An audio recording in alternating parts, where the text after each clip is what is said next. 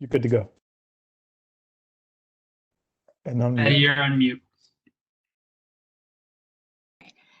Thank you. Welcome, everyone. This is Manhattan Community Board 1's Transportation and Street Activity Permit Committee May meeting. I want to welcome everyone. We're going to have a relatively short agenda, but a pretty full activities to be done on that.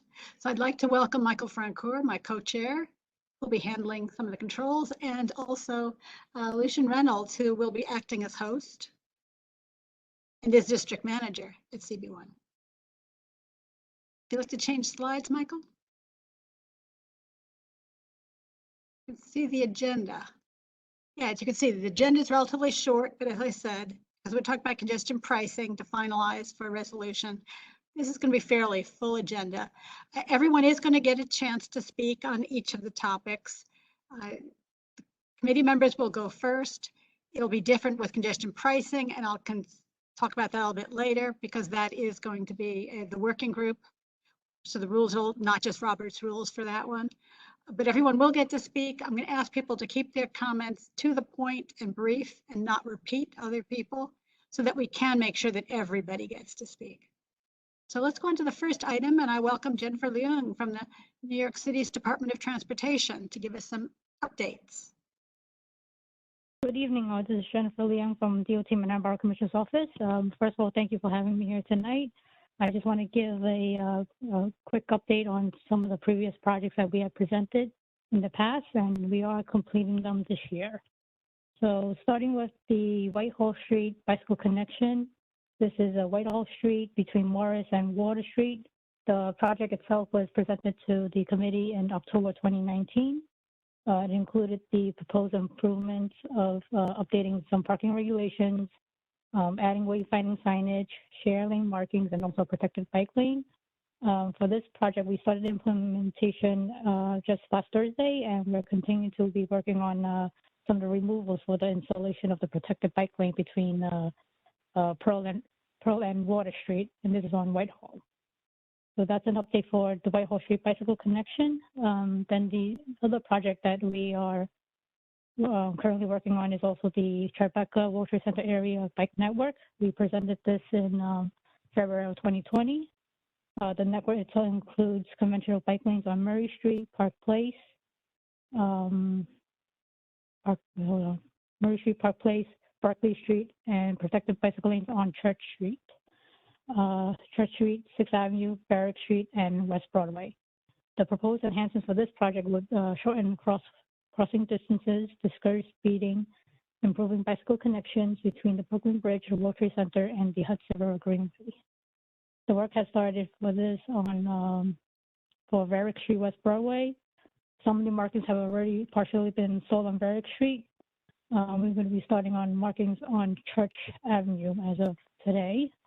We expect that the majority of the markings to be installed and functioning on all the streets within about 4 weeks. The installation of the bike lane for the green paint that will follow after, and also additional finishing touches may continue for at least another couple of weeks. The only delay is on for this project is that some of the turn signals, they will not be installed until the summer. That's pretty much the two projects that I have that's going on now. I think there might be one that's also coming up this month, but I don't have the details for that yet, and I will share that with the community board when I get that information. That's all I have for now. Great. Well, thank you. Are there any comments or questions from committee members besides Tammy? Who can go first? You know, I always have questions. Jennifer, welcome. Thank you very much for being here. Thank you for the updates. Would you be able to give us any updates on what changes, if any, have been made based on the community board resolutions and the feedback that was given for all of those projects? I don't have that. I don't have that in front of me, so I don't have that to respond to right now. And it would be important for us to have that information, you know, for future when you come back. But in terms of the two that are presented tonight, if you don't mind coming back to us, and if Lucian is able to pull up at all, or Betty, if you have access to the resolutions to see what changes we had asked for to see if those are going to be implemented. Right off the bat, I can think we're excited about the Whitehall connection and the access for the bikeways. We did ask at the pinch point intersection for traffic control signage for all types of moving vehicles, which included bicycles, at one particular intersection where there was a crossing for pedestrians. Do you know if that was done? I actually don't know. I would have to check on that one. It'd be great if you could take a look at that and come back with us. We did make several changes and things like that. So for our perspective, from a community board perspective, we are incredibly grateful that you come to give us updates, but we would also like to know for what feedback from the community has been included in the projects that you're working on. Okay, that's fine. That's something that I would have to, work on getting for the next time I come back. That'd be Because great. this is something I know this is something that came to me, and I was like, you know what, maybe that's something because I know they're doing work right as we speak, and it's nice to just, hey, we didn't forget about this project. I just want to come back and to say this is ongoing and it's going to be completed this year. But certainly, the feedback that we got from them presented, it does make sense for me to, provide what was the changes that were made. That would be great. I appreciate that. And so that's the Whitehall connection, right, that you talked about, which connects going down Broadway.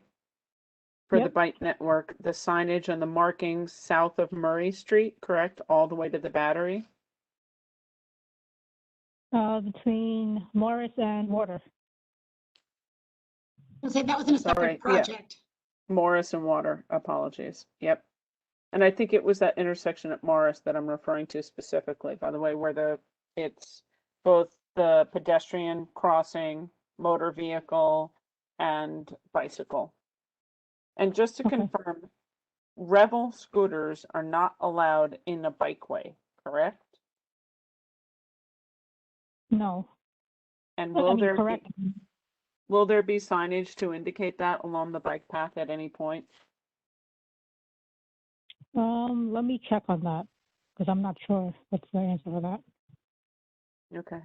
I know that signage for things like that is a very important part of what's going on in the Hudson River Park Trust, which is why I'm asking when we're doing the dedicated bike lanes to make sure there's a clarification so people understand that if it's motorized, it needs to be on the street side. I mean, I did remember seeing something on Twitter, people saying that there was signage going up for e-bikes based on the e-bike ban, but I need to get the wording of that. So, and also where the signs are going up, maybe a little bit further up. Right. And I apologize, was that what was the other project, Jennifer, that you said was in progress and happening? There was a third. Tribeca World Trade Center area. This is along Ferrick and West Broadway with connecting streets. Great. And yeah, again, it goes back to the letting us know about which feedback was included and which ones were not, and potentially why. All right. Thank you. Yep. No problem. Right, and I see, Mark, your hand's up. Like to speak?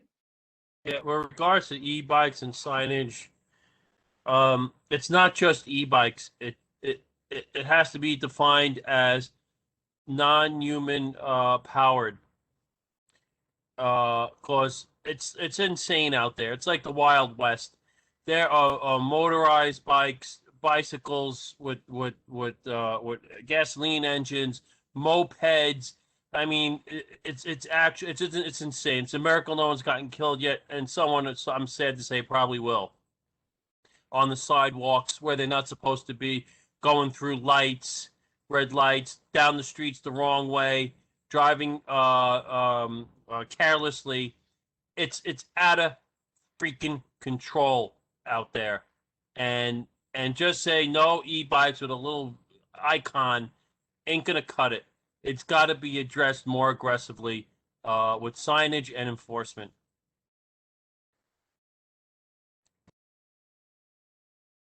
Thank you. And that looks like that's all we have for you, Jen. So we look forward to getting your feedback that you've already promised. So thank you. Yep, no problem. Thank you. Sure. Let's go on to the second item then, which is kind of like the big elephant in the room. And that's the CBD tolling resolution. We'll be operating under the working group rules, which are not the Robert rules. So there won't be any priority for committee members over other people who want to speak. But nevertheless, I'm still going to ask because the larger number and how important it is to hear in general what people think, that people not repeat, but do let us know when you agree with something that's already been said. I do want to get to as many people as possible. What I'm going to do, because when I have finalized here, I'm going to go over what we already spoke about and seemed to resolve last month, to confirm that this group also agrees, and then continue to move on. So hopefully we can wind up and get a vote on this resolution before we lose. You can move on, Michael. That was great. I want to start with the first, therefore be it resolved, and there are 3 of them. This one we've already spoken about before, but this is that we support reducing traffic congestion, improving transit, and reducing carbon emissions to improve air quality and public health. There were no objections last month. Does it stand the same way now? Mitch?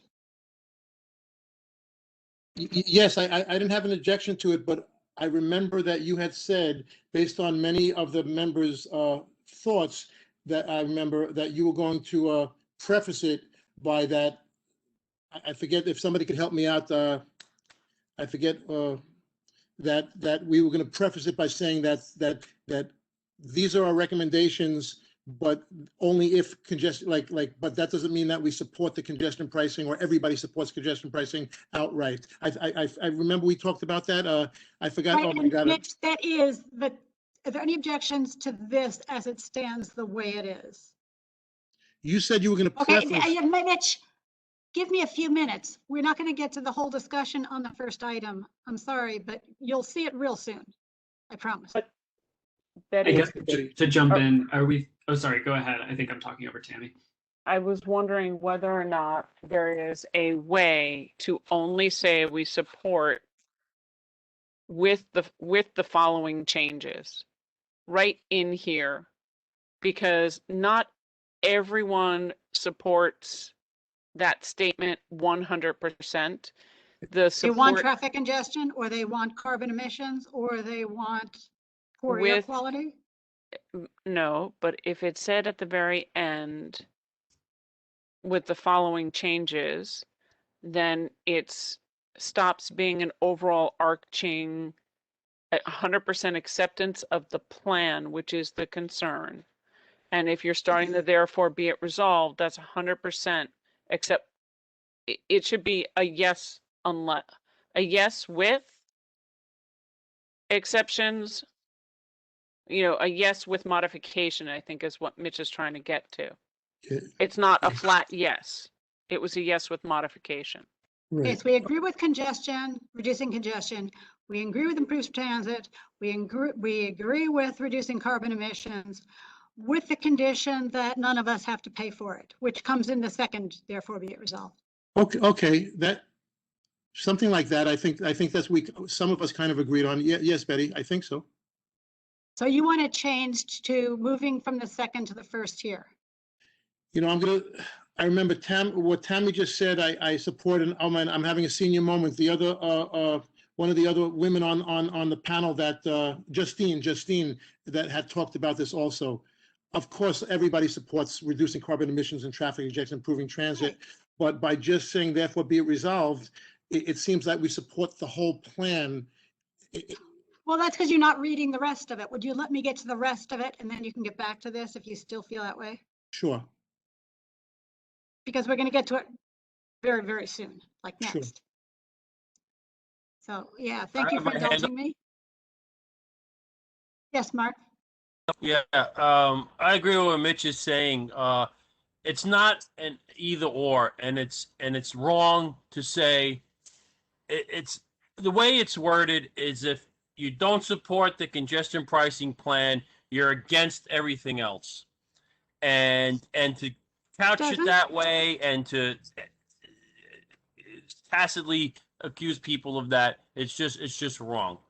And the other thing that we spoke about, it's really not just reducing traffic congestion. It's like doing the hard things that DOT doesn't want to do, and that is mitigation plans, which we spoke about. That's what should be in the first sentence. Supports reducing congestion and traffic mitigation. Traffic's not going to go away. In fact, it'll probably get worse with congestion pricing. So in the first sentence, it just sounds like we support the congestion pricing plan. It's couched in the language the way it's written, and I don't support the way it's written. No matter what comes next, it has to be more specific and clear about what we spoke about. No, about what you spoke about. All I'm trying to do is It wasn't portion just out. me. These are the Betty, goals. that's not fair, Betty. It was not just me. Mitch has spoke about it. Other people have said. Okay, so you Thanks. don't want to talk about just the goals here. You want to talk about the whole program because you just want to talk about the program in general. Is that where That's you're not going? what I said. That's not what I said, Betty. You put in words in my Then- mouth. Well, I don't you're putting see it. words in my mouth. Tell me what you did say then.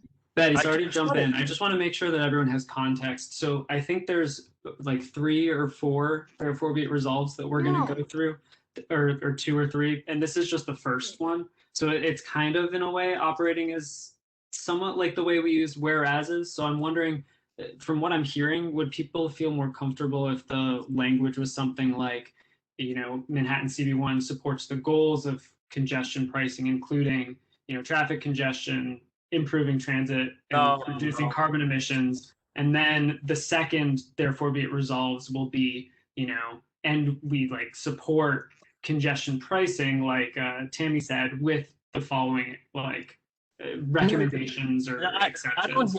I'm sorry, Michael. I don't hear that. I don't hear with several board members. We've gone over this for a year now, over years, that we support congestion pricing unless. That's not what I hear. I hear that we don't. That most people don't support it. Mark, And the goals of, may I please finish? And the goals, saying we support the goals of, there are a lot of goals that we don't support in this congestion pricing. I know you do, and I know Betty loves it to death, but it's not fair to use that influence when you keep hearing over and over again, me, Mitch, and others saying the same thing, that we don't support it. Whether it's going to happen or not, it's another story. But Mark, What's going to happen? let some others speak, Mark, as well. You've made your point. I've made mine. Mitch has made his.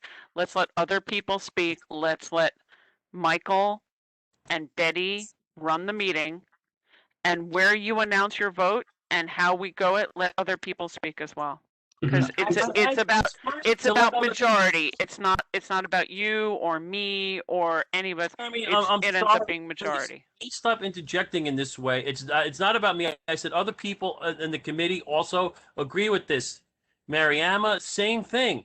So Mark, we can have an up and down vote on like each of these, therefore be it resolves. I just wanted to really quickly, and sorry, Betty, I'm showing like the next one. We don't have to talk about this now, but I think this is where the meat of what you're talking about, Mark, is. Well, the first one is still I unresolved. definitely hear your And opposition to this one.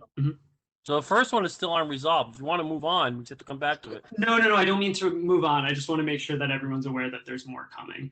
So we don't talk over both. But we hear the opposition, and we can, we can have up or down. We are gonna have an up or down vote on this. So Yeah, I understand that. And I don't want to hear, if you don't like it, you can't vote. Just don't vote for it. That's not what we're doing here.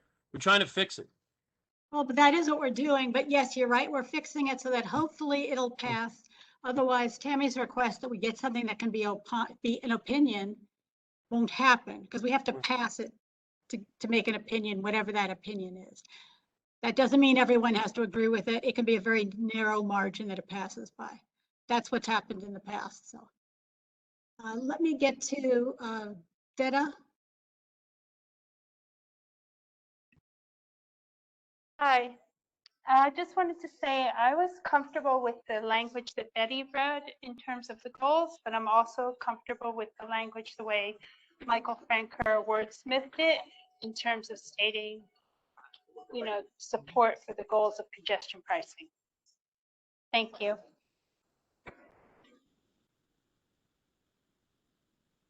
Okay, and then Justine, then Rosa.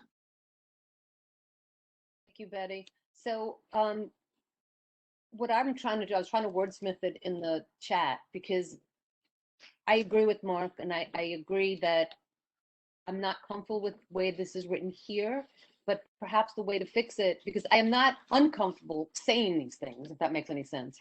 So perhaps a way, and I can make it better as I think about it, but therefore it be resolved while Manhattan Community Board 1 supports reducing, no, go back, supports to reducing the congestion and whatever else that you've got there.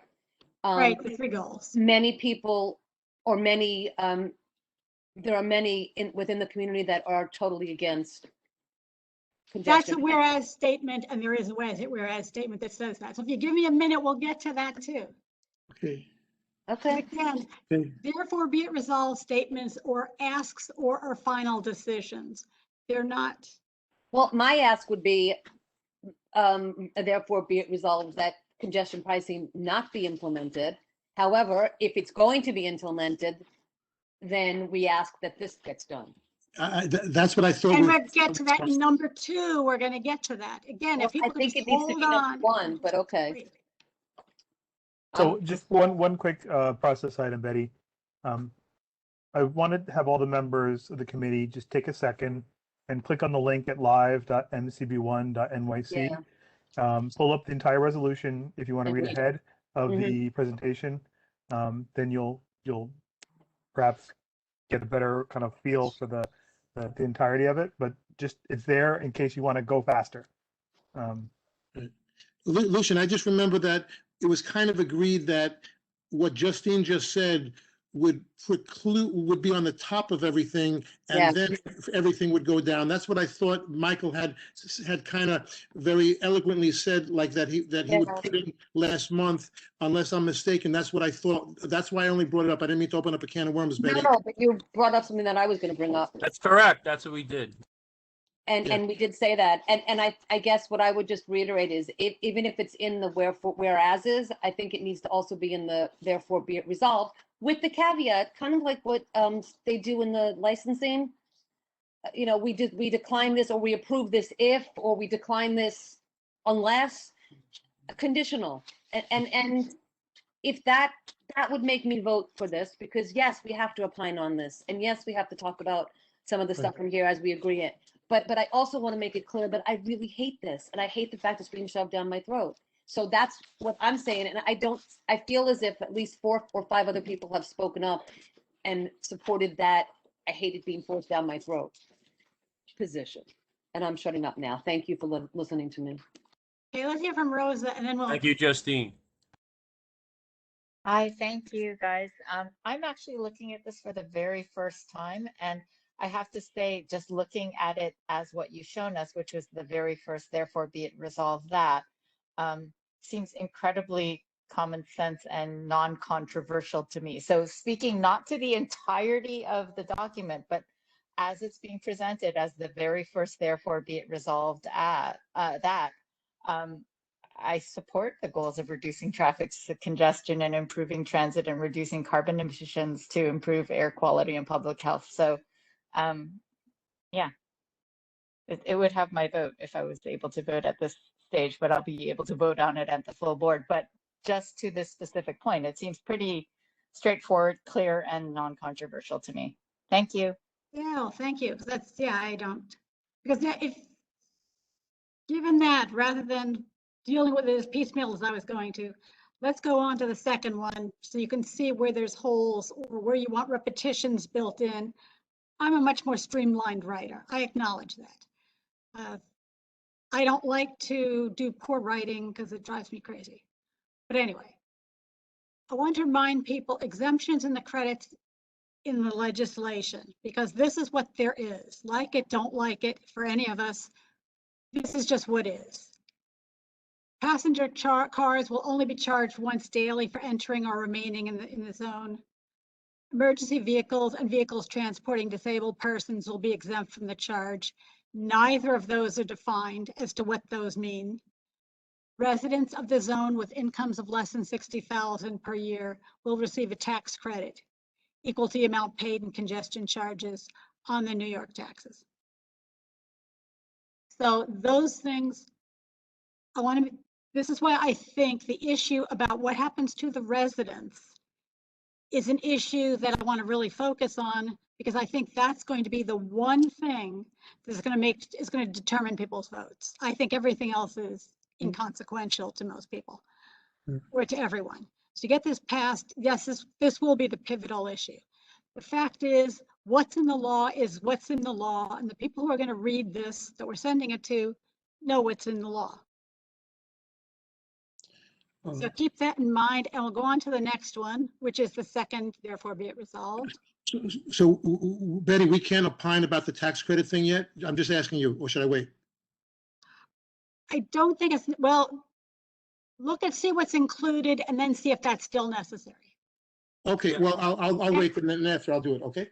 To say, Can I opine on that? Because I think it should be included, because a lot of people said that it's, you see, the response will be from the MTA or whoever that we want credit, that exemption should be for residents. They'll say we're getting a tax credit. And we agreed that that's kind of a joke. It's a scam kind of thing. So we need to address the fact that, listen, the tax credits doesn't cut it. However language you want to use it, it should be just a blatant, just an absolute exemption tax, and have that in the same paragraph. I don't know who agrees with that. I'll tell you why there's other issues with it anyway. It would have to be the legislators and elected officials in the state who make that change, because it is a state law. Right. The people we're asking in the second resolution will be to ask people from the Triborough Bridge Tolling Authority, who are the ones setting the rules for congestion pricing. So they would have to be indifferent, therefore be it resolved, because we're asking different groups. And we can always just copy the legislature. They can always change it. I mean, you know. Right, and we can talk about that as another, therefore be it resolved. Well, it should be. Don't mix apples and oranges, because you're asking people who have no control to do something they can't do. Well, it has to be connected, because the response is going to be, like I said, that, well, we're giving you the credit. What are you talking about? So. Betty, can we ask Lucian to opine on that? In terms of a governmental process, where that should go and how it should be, whether it's a separate resolution for impact that's sent to the other, or it gets embedded in here? Oh, no, I said a separate, therefore be it resolved, not separate resolution. Okay. I think it could be in the same, well, I think we can be this, just to answer Tammy's question. I think it's fine, the same resolution, sorry, the baby's crying, because this will end up going to all our state elected officials and the governor's office, because we'll want to make sure that they are applying pressure on the Transit Review Board. So if there's a call to amend the legislation, you know, it's in the right hands regardless, because they'll be receiving it. However, I would just advise you all not to try to really keep some of these ideas distinct, or thread the needle really, really, really well, because you know, we're trying to ask the Transit Review Board to, you know, say there's certain environmental things that you want to achieve, and congestion and economic benefits, but at the same time, even though this is in your power, we want to take that power away from you and have the legislators do something to mandate some sort of, you know, change, some fundamental change in the legislation.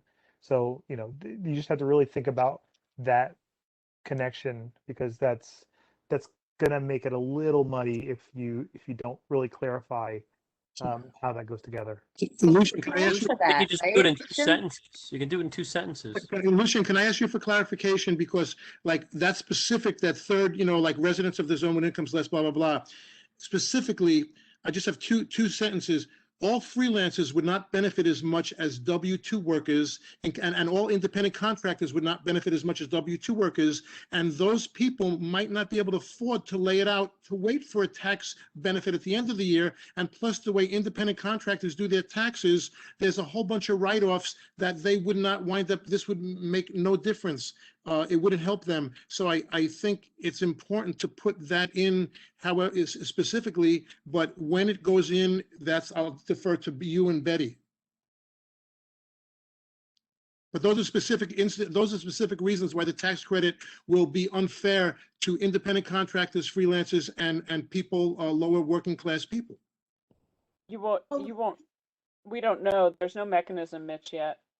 There's no determination whether that 60,000 per year is a tax credit per person, per household. It doesn't say net, it doesn't say gross. Right. There's no. No, what I'm saying, getting a tax credit means that those people still have to pay at the time.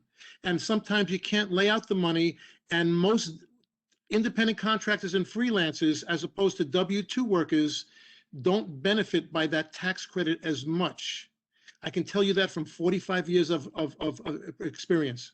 That wouldn't tax necessarily be credits- true, because I was a business owner too, and not necessarily. Okay, well, okay, But anyway, So then- that's the wording in the law, and all ambiguities, as Tammy pointed out as well, are what they are, which is why I used the wording from the law. no, right, but can we, if the majority of us don't agree with that thing, where we think that there should be an exemption, not just a tax credit, we can opine on that because we've influenced legislators before. You move forward with that and you'll see because there may be two different spots where that Okay, needs to be Betty, done. thank you. So that's why if you go to the next one, I just wanted to keep this in mind. So the next to one's your actually point, this Mitch, whereas. Did you want to talk to Yeah. this, Betty? Yeah, that there is a whereas in there which talks about the split to give the view of the wider statements.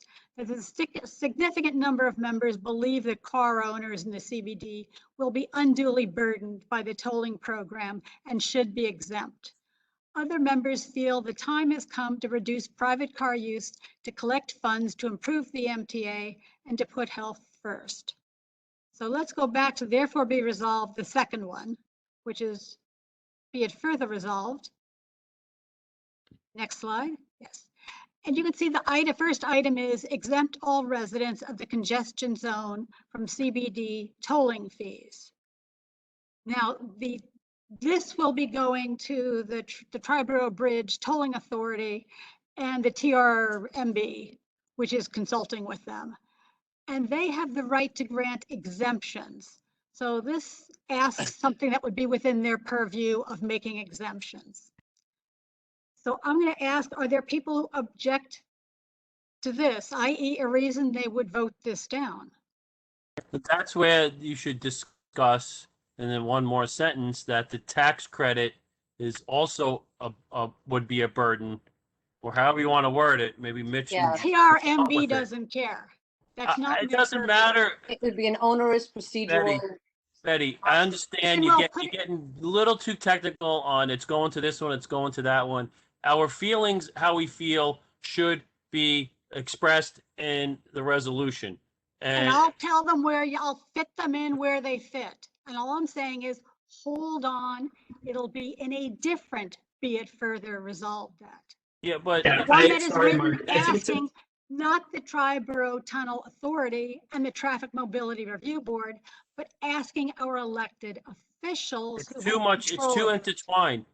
When Alright, they're ask reading them it, both. they're going to say the same thing. They're going to read it and say, wait, they're getting a tax exemption. Why do we even need to look at this point? Yeah, Mark, But they don't- Betty's point is that, it's this sentence here. So we have the way that this therefore be resolved is currently structured, which obviously we can change. It's just a draft. Is that we're addressing this specific therefore be it resolved to the TBTA and the Mobility Review Board. So I think what Betty's saying is if we want to, and it sounds like we might want to include something about taxes, it would just be another therefore be it resolved that says calls on our elected legislators, and then adds a bullet point for. Or how about just saying calls on our elected legislators or whoever you want to add in and these folks? Just do it all in one and let's ask for what we're going to ask for. Let them parse out what they can and can't do. I just want to just Justine. jump in I have one my more hand time. up and everybody else is interrupting, Tammy. Don't tell me to shut up. Okay, don't dare speak to me that way, because that's not what I was going to say, and that was rude to me.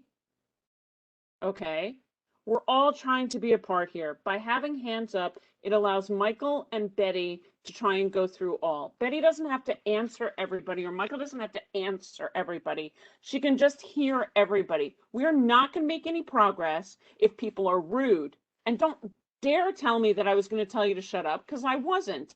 And frankly, if we can't all get along, that's disgusting. Okay? Let them go through. Let them figure out the notes. Hear everything before you start stabbing one by one by one. And that applies for all of us, everybody. Michael, Betty, keep going. I just want to get feedback on the first point. We'll just run down the points real quickly because these are all ones that have come up before. So exempting all residents. Any comments on that particular issue with should it be taken out? Because if you believe it belongs there, then I don't need to hear from you because it's there. Okay. If you disagree with it being there, then I want to hear what you have to say so we can remove it or discuss removing it. Justine. Thank you. First, Tammy, I apologize. I was rude and out of line, and you're exactly right. I'm sorry. That was not called for, and you didn't deserve that. So step one. What I was going to say was just in response to what other people have said. I think maybe it was Mitch, but I'm not even sure who now. By parsing out the different people we're talking to, I think we hurt ourselves because it then gives them the ability to selectively say yes or no or whatever else. And if we just say we're calling upon whomever to do these things, whatever they may be, as we agree to them, I think that's a stronger way to go because everybody knows well, each entity will know what they can and can't do and will be able to parse it out. They don't have to look at it and say, oh, I dismiss this. And that's all I was going to say. So.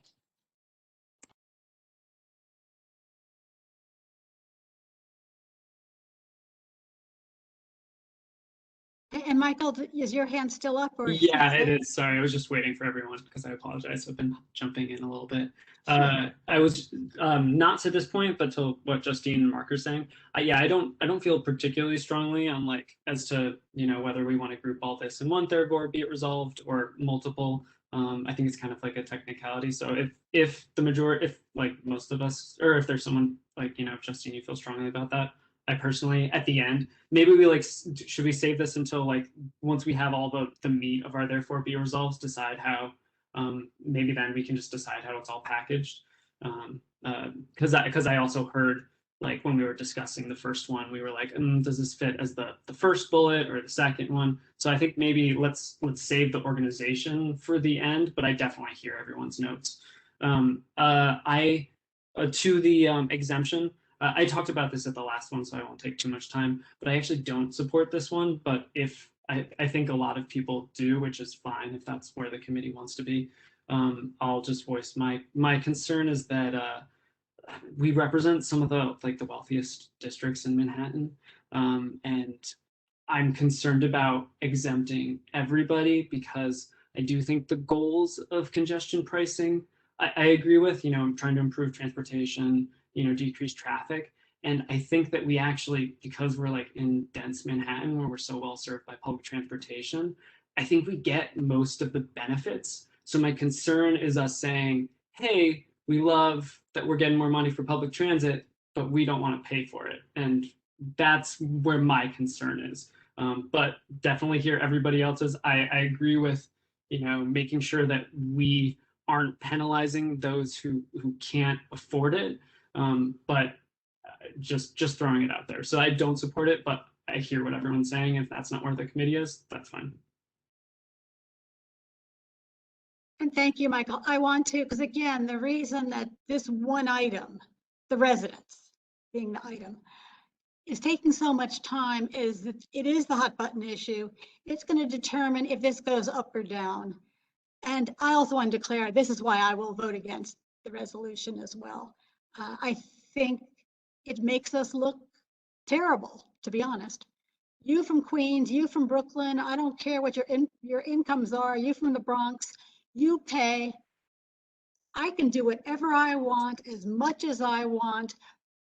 but all of you stay out without paying. I don't like that optic.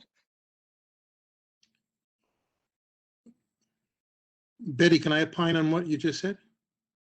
Yes, I just looked to see if there's anyone else who hasn't spoken yet. Sure, Sorry, I they took us understand. so long. But Mitch, I'm seeing the same hands over and over.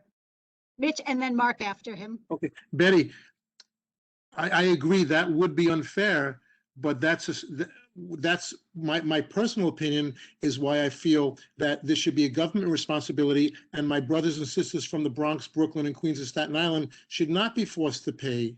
You know, so I agree with you in that sense. And although everybody in this district is not fortunate enough to be able to own $1 million condo, but I agree with you that it could seem like that, but then that's why I specifically want there to be congestion reduction and improvement of the trains, because 95% of my travel is on mass transit. But I'm against the residents having to pay for it. So, but right now, we're just voting on these exemptions, because if, unless if congestion pricing gets turned down, they're not going to exempt every resident in the city. But so, like I said, I'm not against what you just said. It's a valid point, but that's why I'm against the way the process is.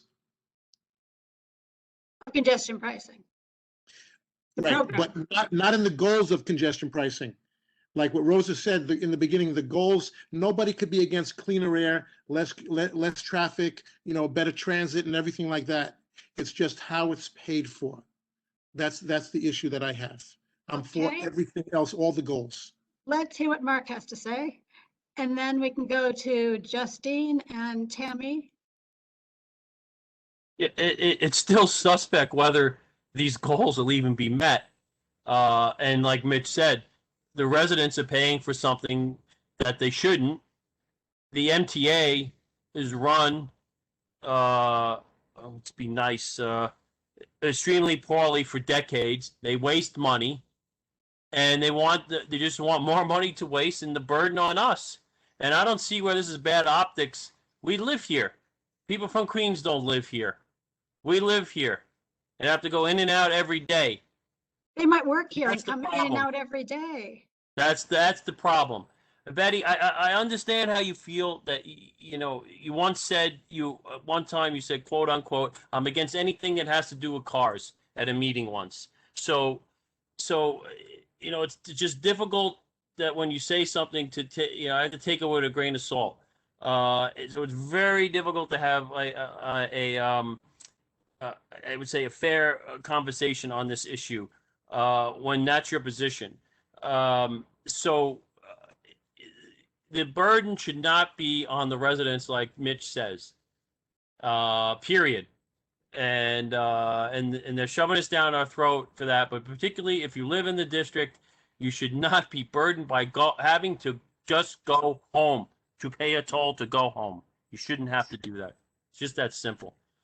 And that's bad optics in that case. Okay, and it was Justine, then Tammy, then Detta. So a couple of things back. I think that in terms of the bad optics, residents of Staten Island get a break from paying for over the Verrazano Bridge. Residents of the Rockaways get a break. Do they all have bad optics? I don't. They get a percent.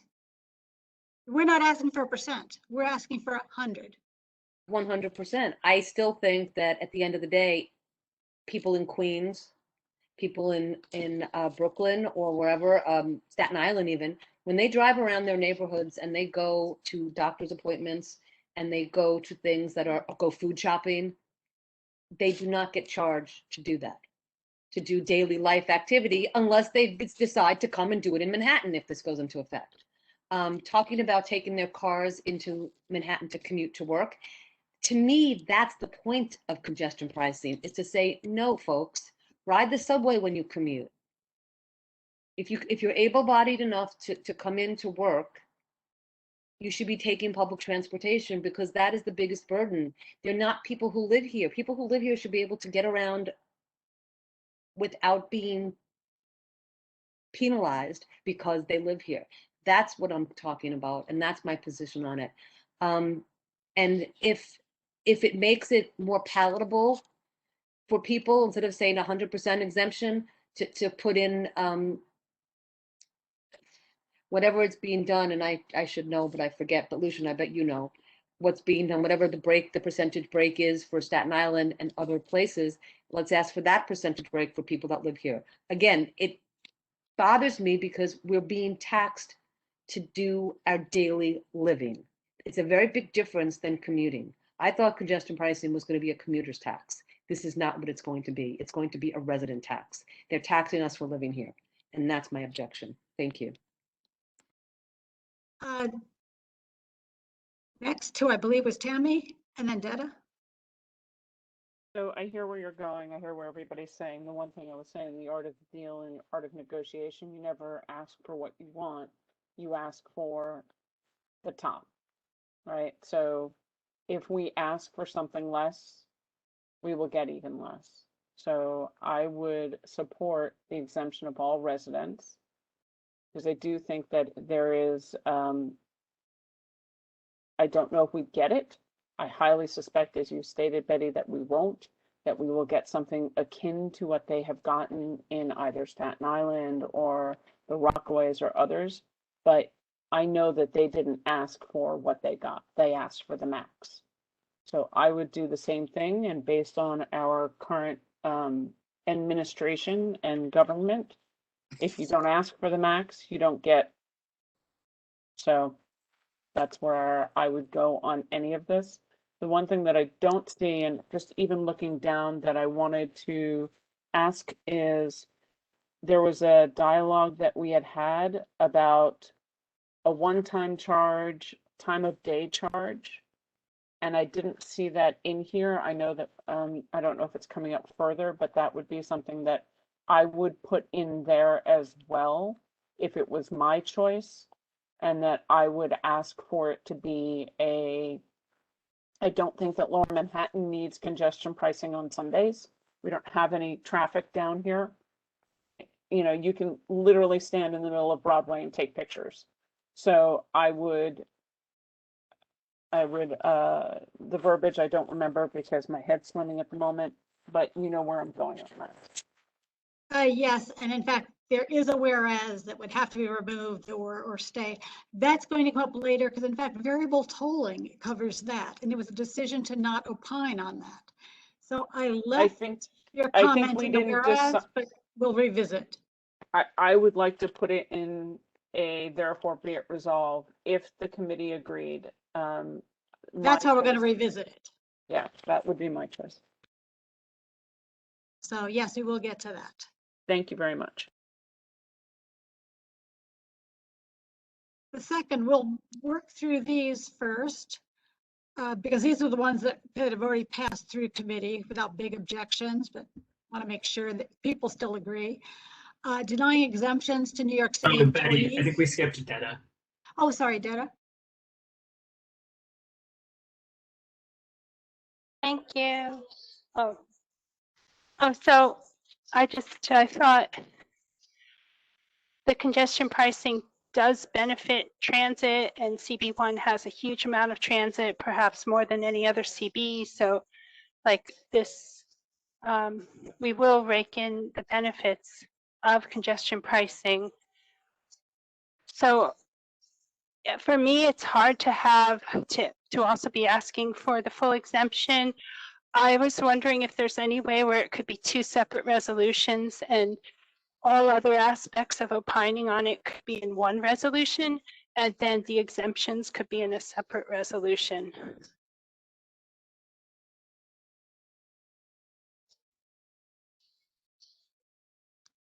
Are you talking about just residents? Or are you talking about all exemptions? Well, no, I mean, the law has the exemption for, has the tax credit for anyone making under 60,000 for everything they pay. But for carve outs beyond that, I guess I would be more comfortable if those could be in a separate resolution and opined on separately from the rest of congestion pricing. That's actually the bulk of what this is.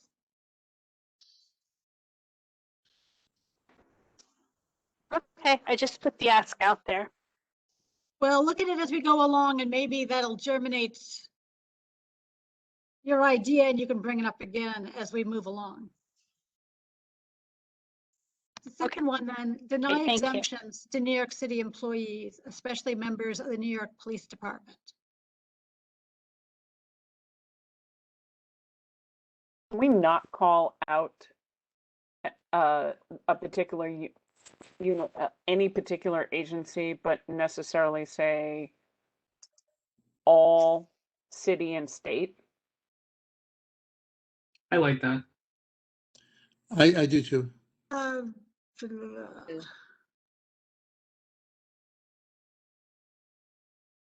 Because if you call all city and state, that includes the courthouses. I agree with you on that. And it makes it less personal that way.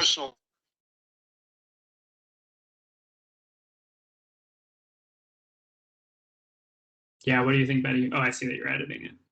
Yeah.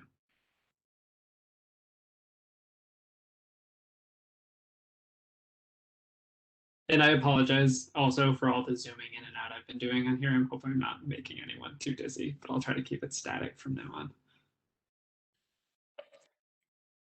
Betty, may I ask, did you add the NYPD because of placard price, parking things? I did. In fact, there's a whereas. Some It's mention scrolling on this one of on the that. screen and I know I can't. Do you want me to try to scroll up to it, Betty? Yes, because I was going to answer Justine's question with what it says, because she asked why. And I was, Yeah, let me search for NYPD in here. Here it is. Here's the whereas. Oh, sorry. Oh no. Is it? Here we go. Exempting NYC employees from congestion pricing fees would undermine the program's goals and erode trust with NYC residents and taxpayers who will need to pay the tolls. This problem is especially problematic for the NYPD, where trust is low. We might want to take that, I mean, based on what Tammy just said, I kind of would agree with taking out the last sentence, but otherwise I love it. I think if we're going to call out the isn't that problem, New York State? I would say New York Tammy? City, New York State, and Okay. federal employees. Yeah. So I have a couple options for you all. You could Yeah. say as a capture, like a general capture, public servants, people employed by the government or government workers, because I do think that the federal government, I mean, the court employees are one of the worst in terms of parking all over the place. So yeah, definitely a larger catch-all. So if you like any of those options, I can throw that in there. That would make sense, because yeah, I do think that calling out the NYPD is probably not a I great think we could, idea, but I yeah. think what we're referring to is placard, all employees and especially those who have been granted placards. Agree with that. I think if you call it that way, who have been granted placard or, free street parking, whatever the proper city verbiage is for that, then that covers everything without finger pointing.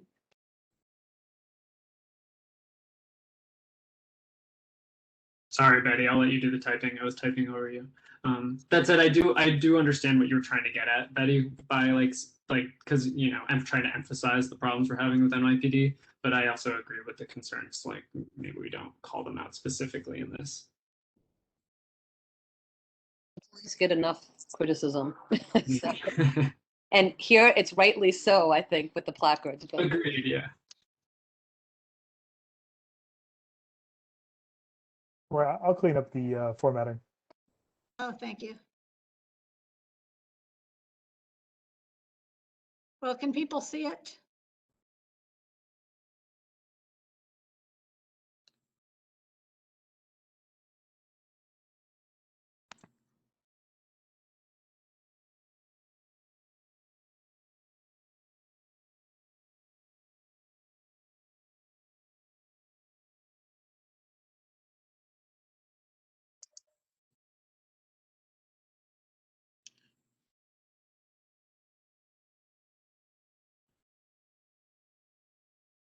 Yes, because And the are last we okay if I line, remove that last? Oops, I'll let Lucian do his. I thought I'd already removed it, so. Yeah, I'll take it out once Lucian does the editing. But apart from that, how do people feel about the whereas? I'm I okay. like it. With taking out that last sentence, I'm good. Yeah, I'll take it out. I would suggest this is especially problematic for those who already have the luxury of being issued placards for free street parking. Gotcha. What do you think? Do you think that this clause here, the especially, captures that, or would you prefer that in the particularly at the end, Tammy? Whatever the committee sees, it's just, it's the concept of those people have already been given Another incentive to drive. I think just by taking out that last sentence, I think you've captured what most people feel. The way it's, just by exempting government employees, blah, blah, blah, from, with a road trust with New York City residents. If you just want to add, like, from including city, state, and federal employees, but I think that captures it.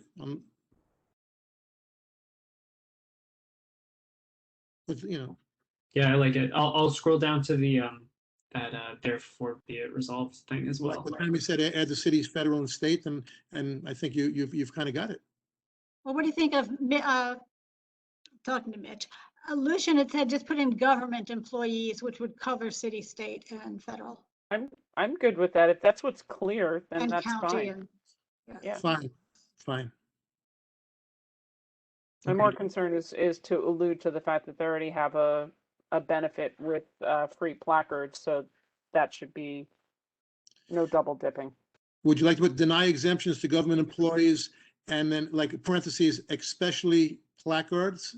Or, that might just open up another can of worms, just leave it the way it is. I don't want to say especially because I don't want to limit the possibility that they would say, okay, we'll just deny those with placards and Right. everybody else gets it. So let's leave it open-ended the way you have it right there, Betty. I think that's great. Great, and a lot of them don't use legal placards anyway. Right, So, right. they freelance it. I think we're in agreement on that. Yeah, I agree with Tammy's sentiment. Tammy, what did you have any language recommendations here to replace this one? Because I agree with your sentiment. I think you need to say exempting government employees from congestion pricing would undermine the goals and leave that, take out the especially with city issued placards and put, okay, perfect. And then I think there's an also whereas that says,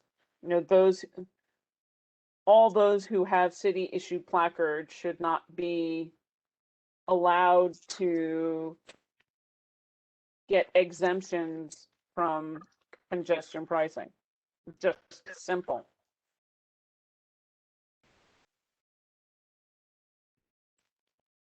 Sorry, I didn't catch the last half of what you were saying, Tammy. All those government employees issued should not be allowed to be exempted from congestion pricing. Should not be allowed. Yeah. I mean, that pretty much says you already have one free benefit, you shouldn't get another. And as Betty said, it encourages them to drive as it is. Yeah, I'm okay with that. I just jotted it down. Does anyone have any issues with that? All good. All right, back to you, Betty. But yeah, just get rid of the semicolon at the end of and. Oops. Thank you. You can hit the typo too. Oh, yeah. That was like Okay. from Barcelona, exempted. Yeah. Yeah, I don't know why I added that C there. Okay, and then exempt taxis and for hire. Oh, sorry, I should have looked at the list of names because it was so. I was looking for Mimi's name for a while. Were you still looking to speak, Mimi? No, I agreed with the way that it was managed for the government employees, especially regarding the placards. Right, then hold on, and I'm sure you'll have more to say. But denying exempt taxis and other for hire vehicles from daily congestion fee if the congestion surcharges they collect exceed daily congestion fee. That being, you don't want people coming in and taking one fare and then saying, okay, now I can drive around all I want because I collected one fare. And so, Tammy.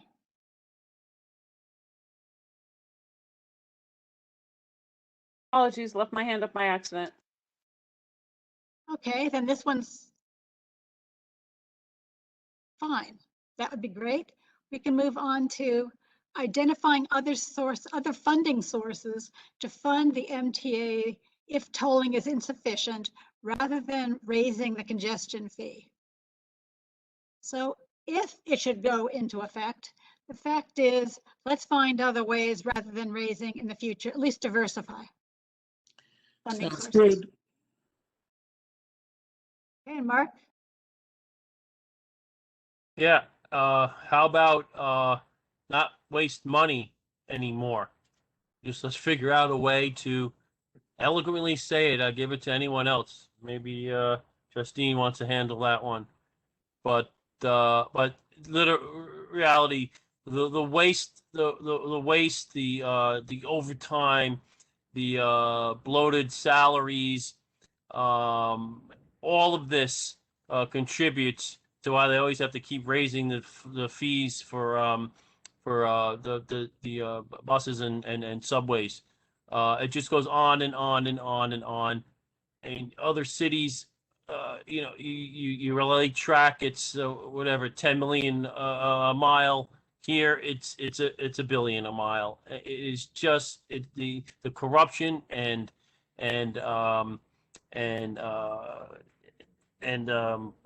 just incompetence is astounding, and that has to be mentioned somehow. That's how they can save money in some ways. So someone please figure out, because I'm too pissed off about it to say to put it in a good sentence. So maybe Lucian and Justine can do it. I put a thing in the chat if anybody thinks it's worth it. Justine, please remember the chat only goes to Lucian. May I say what I wrote? Sure. Yeah, go ahead. To be diligent stewards of our hard-earned tax dollars. Well, therefore be it resolved, we call upon the MTA to be diligent stewards of our hard-earned tax dollars. Yeah, maybe a little bit more. Yeah, so my thought is I completely agree. Do we want this? Do we think this, I guess, to Betty and Lucian and Tammy, like, because I completely agree with this. I also want to make sure that all our points in this therefore be resolved are like very clear. So I don't want to like overload it. Should it be in a whereas, or do we think this fits better as it therefore be it resolved? And if we do, wherever it goes, I agree with what Justine said, but I would even go further and be like, find ways to improve efficiencies. Yeah, I don't know. I need to think about the language, but I would just go beyond what Justine said. I'd take a friendly suggestion from Lucian on that, because I think we all agree. I think that's the problem why this is such a contentious issue, is that they don't manage their stuff well. Yes, I have two things to say. One, I have a suggestion, which I'll start with. But I also want to say that there is about a page of changes the MTA must make in the law as well. So some of that I'm referring to. Anyway, ensure that cost cutting and accountability measures are enforced. Because there, like I said, there's a long laundry list, which they have started, but nevertheless, they've been getting a lot of pushback. Do they still have an independent ombudsman? And something we can request as well? I don't know. They can always ask for it. One thing that I can add is since the law requires certain cost cuttings or efficiencies, you may want to add a whereas to kind of point out that MTA's capital costs are the highest in the world, in the global north, if you want to say it that way. because Do you want to add compared to that? Spain and France, in France, where, it's very unionized, we're still double the cost for tunneling and station construction. And then in terms of operation, MTA still uses costly two-person train operations, and bus dispatching is inefficient. So one could say that the MTA's capital and operating costs are the highest in the world, and our peers have found many ways to be more effective with their budget, and the MTA should look to that sounds like a whereas, but you see what I'm saying. But I kind of agree with Michael's, as far as where putting it. Everything Betty and Lucian, you've all said, I agree with 100%, but I think Michael had a good point in not detracting from the bullet points that you had and then putting this as like a total, like an overview. But either way, it's okay. I think Michael had a good point. I think you can accommodate both, right? Okay. Couldn't we I think do you the have where? to.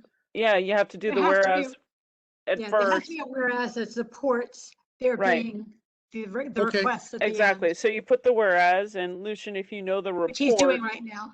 if you know the report that documents that, we can cite that report and then Sure. put in the therefore be it resolved about Cool. cost cutting, independent oversight. Sounds good.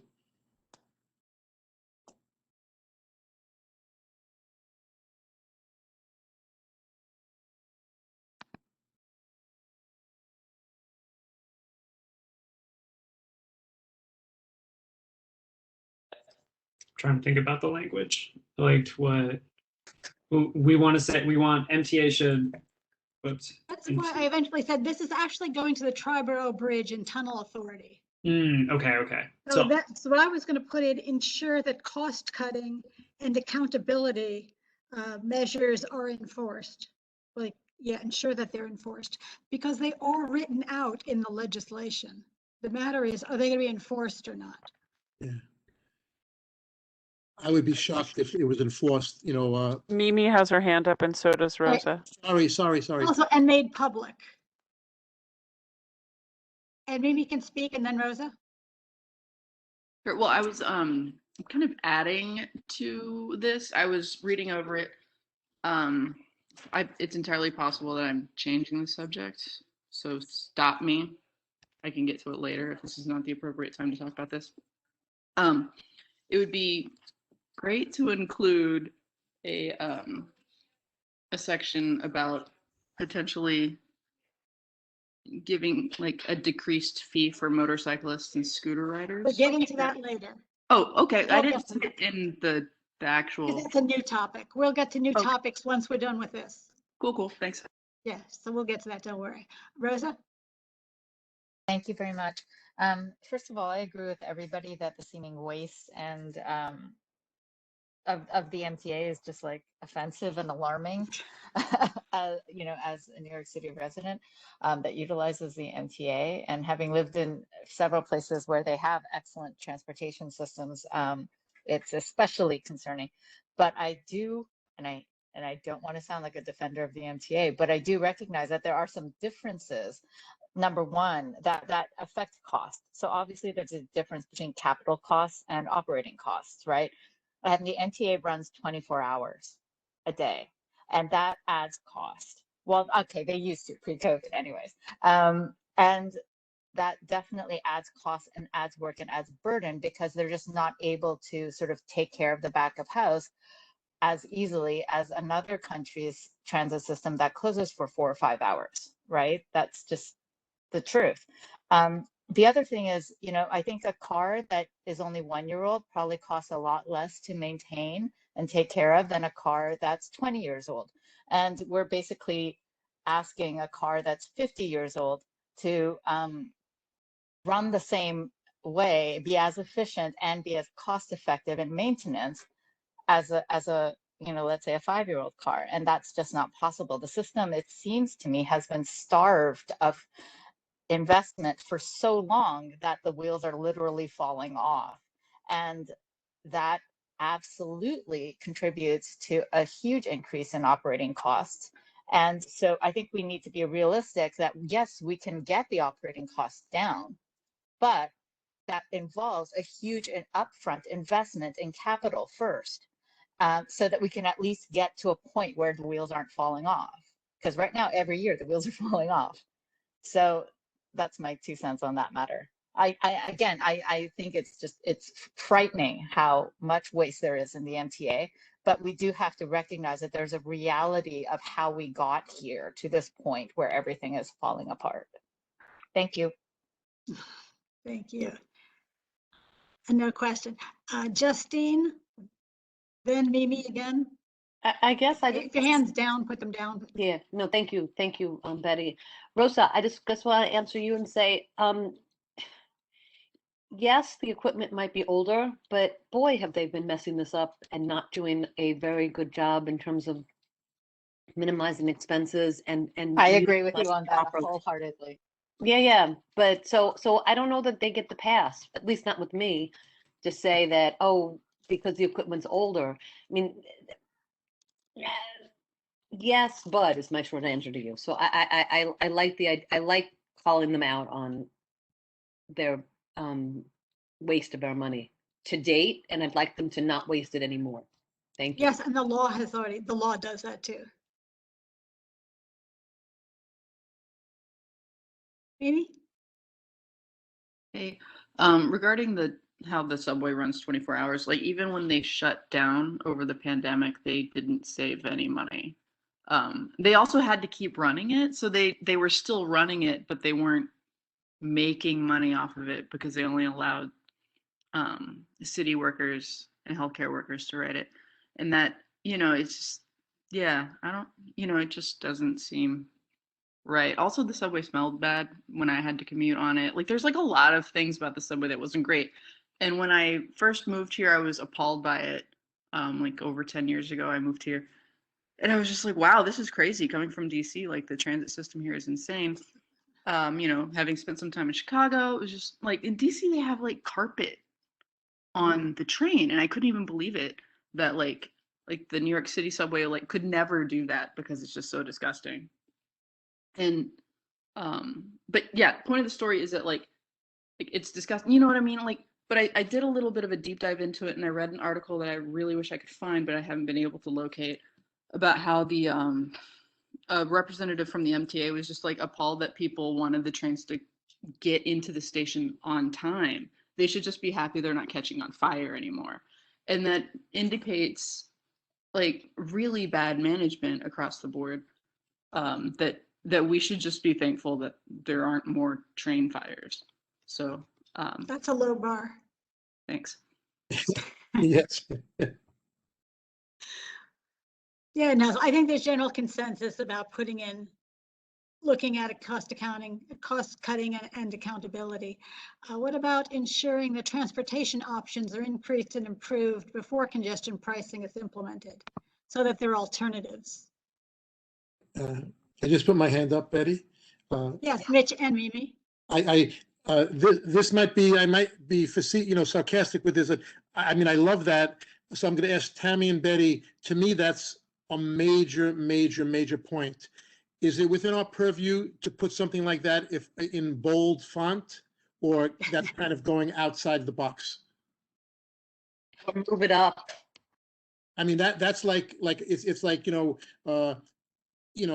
what pre-pandemic, and like I said, I ride the trains all the time. Pre-pandemic, during the busy hours, it was over capacity, especially in, some of the major stations. And so now to post-pandemic, that needs to be done before, we can't put the cart before the horse. So could something like that be put in bold font? If not, I understand, but I just wanted to ask you that. I'd rather be moved to number 1. I just don't want it in the middle of exemptions. I just want to keep those together because they're exemptions. Okay. But putting it first. First, let's no, or second, because the exemption, all, like, both of those things are very important. But I just wanted to bring Right, that up. I just don't want to Whatever break you up the said. exemptions. That's I would- okay. I'd I rather would put it actually, one. Mitch, I hear what you're saying. I would use that as it should either go at the top or the bottom, but agree that all the exemptions, all the stuff we're asking for has to stay together as Okay, as that's a bullet. fine. But putting, okay, no problem. I accept or respect all that. Whatever you guys feel. I just wanted to kind of highlight that one point. But not to make a big deal out of it. So if you want to put it at the end, Tammy, if you think we'd I have want to know more, where it went. Sorry, I've been finessing with it. It's at the bottom now. it went in Michael's pocket. Yeah, I apologize. Too many cooks in the kitchen. While I'm off mute, I just want to say I agree with this bullet, and I had raised an objection to it in the last one, but I'm totally fine with it. I've changed my tune on this one, so I'm definitely down with it. Also, just wanted to say that Rosa and Mimi's points about the previous issue are very well taken, and I would not be opposed to trying to find some way to wordsmith at the end, maybe and add a clause to a whereas. Okay, so I think we're pretty much through all the bullets. Any comments in general about any bullet you want removed? Betty, the bullet that's I highlighted in yellow, just only because it was repeated from the earlier be resolved statement about government employees. So, but if it makes sense to keep it in this one as well, then that's fine. I just wanted to just explain why I have it highlighted. I'm looking for where the other version of it is. Do you want me to scroll, Betty? Lucian, you're referring No, to it the shouldn't. whereas. We were at. Oh, is that the Before whereas? they're resolved. Oh, got it. Okay, sorry about that. Yes, so we need that there because that refers back to the whereas, right, Betty? Correct. That's the only time it appears as a therefore be it resolved. Mm-hmm. Yeah, I I'm like sorry, it. and all the craziness of editing, I totally missed that. No worries. I understand. We all understand that.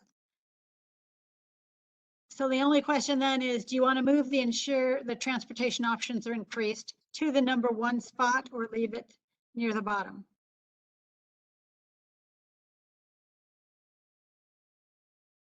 Anyone emotional about this? We've heard I leave Mitch's it right position. at the bottom. I think Tammy had a good point by putting the exemption on the top and that thing on the bottom as a last idea, but whatever you guys feel.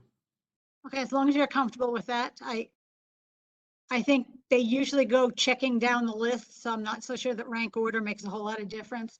Just wanted to keep the exemptions close together. Sure, Betty. Then we can move beyond that, be it therefore resolved, go back to the slides. Sure. We're going to add more to them because we're going to, I think that's done with finalizing things. Next slide. Yeah, let me just go back into present mode and all. So we've gone through all of these. Right, we did all the finalizing. Gotcha. We decided Okay, not to and this is that opine point on. that Tammy had brought up before too. And this, yes, this is where why I wanted to revisit these. One-way tolling and variable tolling. Tammy's request had been, why not have variable tolling, saying there are some days or times that are very low usage? And why not have lower fee times, lower toll times to reflect the low usage? Yes, Tammy. Thank you. And look, I put my hand up. I know. I play nice in the pool. All right.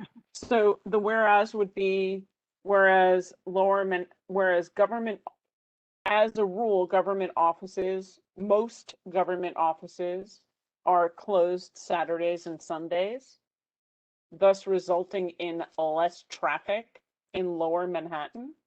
Do you want to go to 1 second? Do you want to interview Michael? Do you mind going to the whereas that talks about this issue? Awesome. Because then you can play with that rather than making another duplicate to worry about later.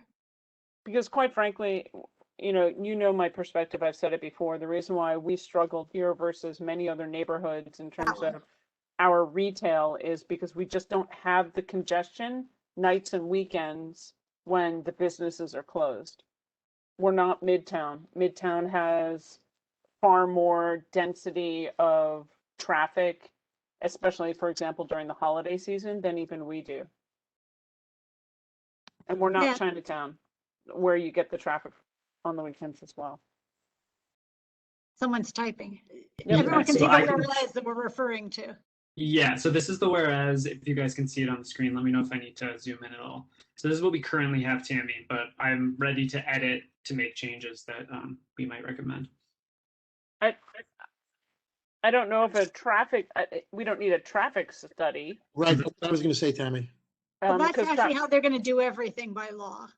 by law they have to. In fact, they have to do traffic studies, period, to see if there are problems with congestion pricing, are they doing it right? But if we say we'd like a traffic study, then we're almost saying we're not 100% sure. So if they're gonna do a traffic study anyway, but I wouldn't put it in the whereas. Well, here's That's where fine. it would go. I would actually, I disagree with Mitch where you're going. I'd like to leave that in there, but strengthen it Okay. and say, CB1, Community District 1, Community District 1. so versus the street south of Canal Street. Oh, I see. Yeah, I'll change it. So to say MCD 1, I'll worry about the wording later. Right.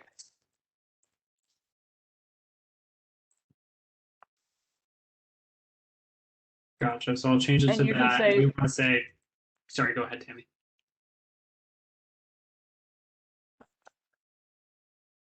I would hesitate to say that the large portion of congestion experienced in MCB1 is experienced Monday through Friday during business hours.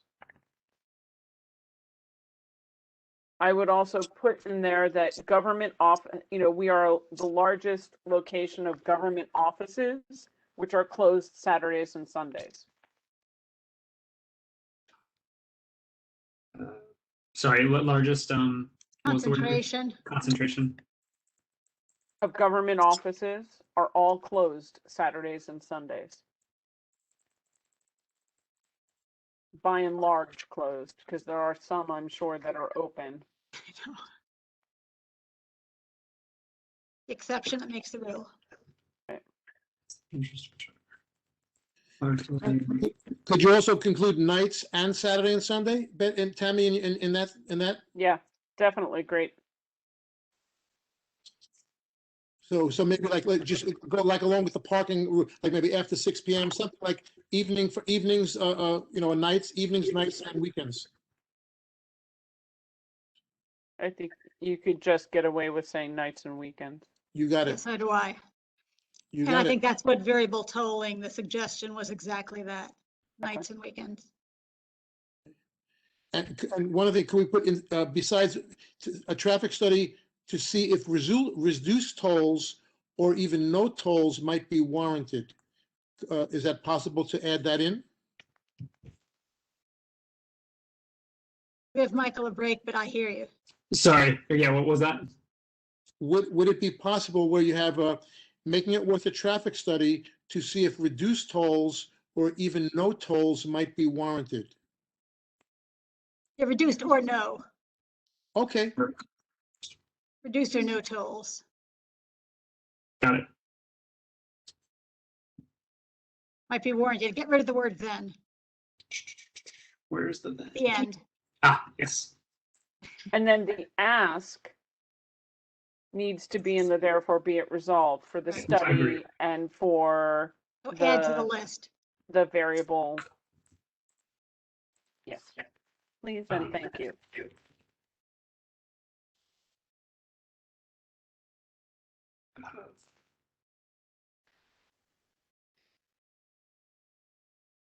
I could definitely use language suggestions for this therefore be it resolved, but I can get the gist of it. It's like we're requesting a study of variable tolling, or low We Variable actually tolling are hours, requesting right? variable tolling no matter what. request. Okay. No matter what, we want variable tolling, and we also want a traffic study. to see whether tolling at nights and weekends at all is warranted. Yeah, got it. So do you want to then put the ensure, like the previous last one, the ensure that transportation operator, and then put it back to the bottom? Oh, yes, I'll do that. Yes. Sorry. Thank you. Thank you, Mitch. Okay, thank you. Sorry, I think it was. Yeah, and if Lucian, you or Betty, you have any wording suggestions, go for it. But I think I captured the gist of it.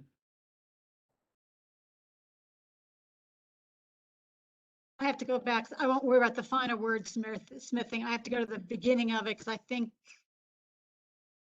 just smoothing out the sentence, given what the beginning of the sentence Right. was. Yeah. Whether this makes sense, this request, but. Well, just the wording of it. But Mhm.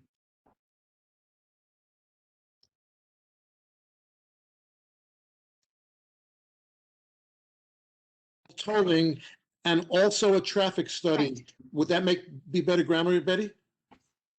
I'll implement variable tolling and I'd like those to be separate because I'd like to get variable tolling no matter what. If I had my choice. no, that's a smart move. Just variable tolling, semicolon, and then go to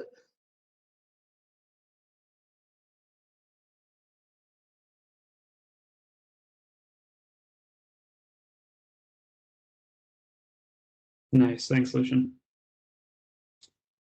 Do you want me to go back to the slides now, Betty? well, you have to put the second half in. This part here? The low cost time, which would be nights and weekends. Hey, Michael, would the study for variable tolling be to optimize it since we're asking for variable tolling? The study wouldn't be to justify it post facto, but to make sure that we're maximizing the benefits of congestion pricing, and setting the toll and the time to make that benefit maximized. Right, to give residents, as actually it's family members who might come, visitors and patrons and workers, low cost times to come when there really is no traffic.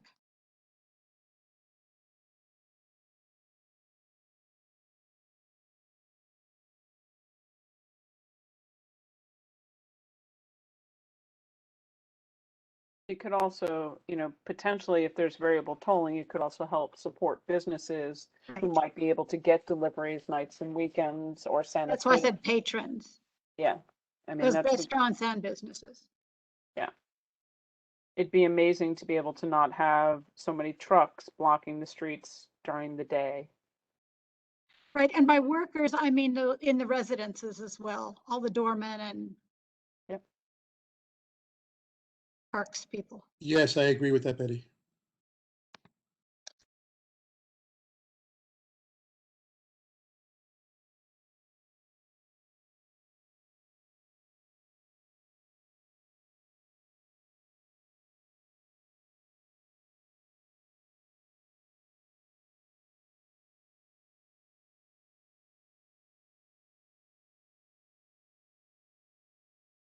Oh, I see Justine's hand up. Justine, did you have something to say? Not about this. You guys are doing a great job here. When and if we go back up, so the whereas that starts with London and whatever, I had just questions. I don't understand it. Okay, sure. Problem with it. And you That want me may to be go- slides. That may be slides too, so I will wait, but that's what my hand is up for. No, I don't believe this slide, so go to the whereas Sure. on the screen Yep. to address Justine's Art concern. and the sliding. Here we go. This is the whereas. Yeah, so what does that mean? London and other have totally, if you can make it a little bit bigger. Oh, sure. Oh, Sorry. No, This no, is no, the no. background to don't just lift the congestion price, have other sources of revenue. That's what this is the background. Including revenue from paid parking and taxes? So what does that mean, paid parking? Well, how does paid parking give, oh, you mean that the metered parking, maybe? Okay, so maybe we say metered, because when I read paid parking, I thought of parking lots, which I thought that was private. So maybe metered parking and taxes. Betty, I'll kill you with taxes. Well, that's what Mitch proposed, correct?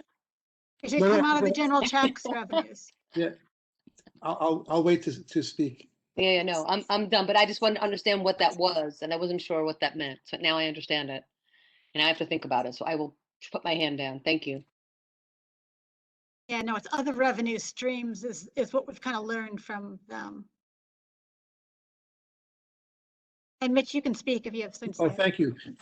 Yes, I did say about other revenue streams, but I never said like to continue to raise the metered parking or the, you know, or taxes, at least from people making under like, I don't know, pick an arbitrary number, $500,000 a year.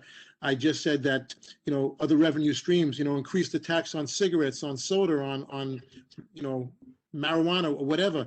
But Or when, like a vice tax versus whatever, but I mean, I'm just being kind of, you know, like facetious, but I'm just saying, like, I mean, I mean, if, you know, the few times that sometimes people have to borrow a car or something and put it in a lot for $50, I mean, you want to make it $100 a day just for somebody that's in an emergency situation, or like, so if we put it like this, then that means we're in favor of them raising the metered parking, when you know the placards are still going to be taking up most of the spots, no matter what we say. So I would just say it reduced other revenue streams, and then, Semicolon, I'm sorry, Betty? semicolon. Just cut Semicolon. the rest.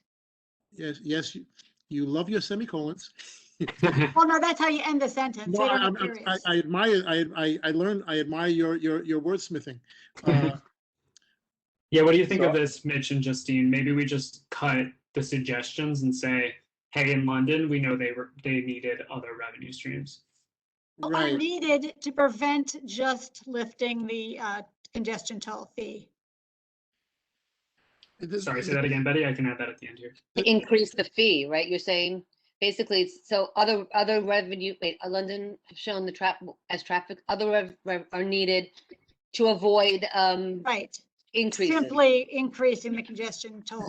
Betty, this gets back to my position on where the government comes in. Like, now that Biden is putting this like multi-trillion-dollar infrastructure bill in, to me, this is where these things should, you know, these extra revenue streams should come from. Yeah.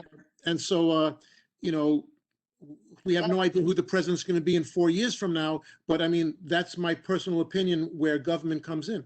But that still is going to come from us as I taxpayers. say it's still taxpayers, and that's also a one-time shot. Okay. But also we being the MTA in New York City, get annual revenues from the federal source. I just read, if you want to see State Controller Dianapoli's report is pretty dismal about the state of the MTA's finances. But nevertheless, he addresses some of this, and that's in the current news. If you go back and look at articles from 50 years ago, you'll see the same comments from whoever was heading the MTA. You know that. I think what you just put, Betty, just take out the "and" at the end of this, you know, and we could end it at the semicolon. We're needed No, to. it has to go to the next whereas. The and is for the next thing. Yeah, it's one big run-on sentence, Mitch. That's why. Yeah. Everybody, I apologize for cutting in. As a host, I'm unable to raise a hand, so I just have to kind of jump in. I just want to make a quick call to the attendees. All attendees are encouraged to raise their hand and contribute your ideas and comments and wording, because you are absolutely part of this discussion. It's led by the committee. An attendee. Sometimes if people sign out, sign back in, they'll go back in the attendee section. But I do want to encourage all attendees to also raise their hand if you want to make a suggestion, because this is your meeting too. Yes, thank you. Betty, can I just ask you one simple question? Is there any reason, like, you know, I was going to opine about London, that it's really not, you know, everybody brings up London, but obviously having worked there for on different occasions, it's really not the same as the 5 boroughs in the tri-state area, and there's different. What about just starting with other cities with congestion tolling programs? Because if we just look to London or a few other cities, it's not really apples to apples. But I'm not like crazy about, I'm not like fixed on taking it out. I would prefer it, but I was just wondering how some of you felt. just starting with other cities with congestion tolling programs? I'm ambivalent, whatever people feel strongly about. I mean, that just encapsulates that, the whole thing. I think specifying your source is important in this regard. Okay. Resolution writing 101. Yeah, Cool. and it's just a trend that has been found, and so we're just Okay. asking. No problem. I definitely Let's think though learn. you can find a source to cite with that. You can work on that. I'll tell you one thing about citing though, because I've done this for publishers. If it is widely known, that means you can find it in at least 3 different places. You do not need to cite because it's considered common knowledge, which is why dictionaries push that you do that so that they don't have to do citations. Without a doubt, but the borough president's office likes to see where you've garnered your information. Never mind, as Rosanna O'Dana says. And sometimes material tends to be quite niche, so it would also allow an uninitiated reader to further explore some of these issues that we're bringing up. Okay. Yes, and this is related, but everyone else doesn't have to pay attention to this. Lucian, if you have any way with Google Documents, I can do an end note versus a footnote. That would be Footnote. helpful because Okay, footnotes let me are set it a up. Let me see if I problem. can set them up. You start with new numbers on every page. It's a pain. If they could all be at the end of the document, it would be a lot preferable. You can actually also put it in the therefore be it in your whereas where you noted as stated by so and so in this meeting or as noted in this periodical. You don't have to put as much detail, but those are definitely methods.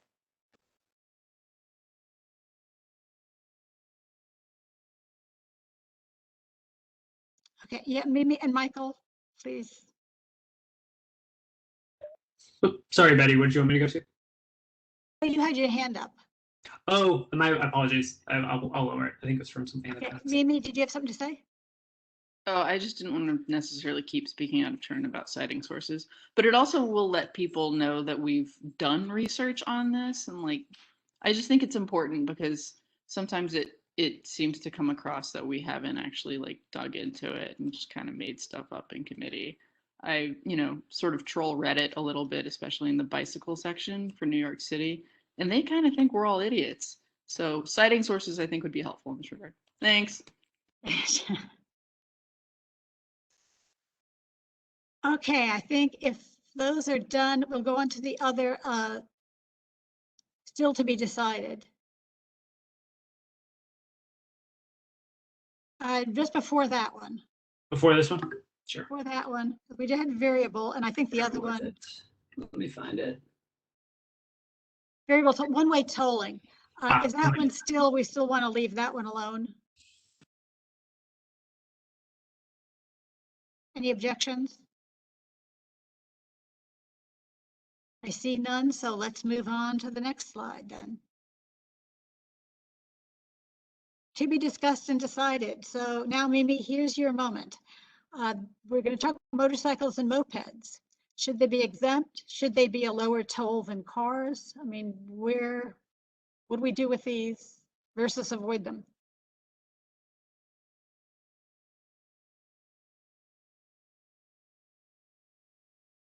Yeah, Mimi, please speak. Okay, yeah, I was just patiently waiting. Yeah, I think that being exempt is a little too extreme. I think that having a lower rate, because they are still emitting, poisonous gases at times, and they do take up space on the road. They don't take up as much space on the road as a car, and so it doesn't put as much wear on roads as cars. Also, there's a lot of countries where motorcycles and mopeds are more common for transportation. It's unnecessary to have one person drive in a four-person Like the next picture?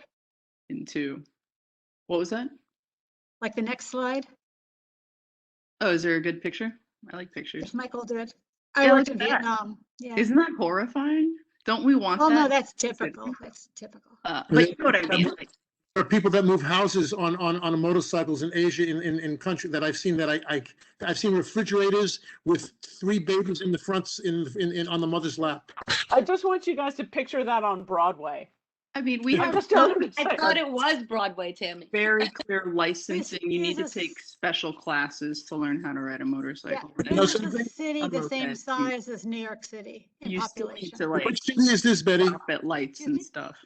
This is Ho Chi Minh City. Okay, but somehow it Saigon. works. Somehow it works, because I've It seen it does. in the Philippines, Indonesia, and Thailand, and somehow it works. Crossing the street is terrifying.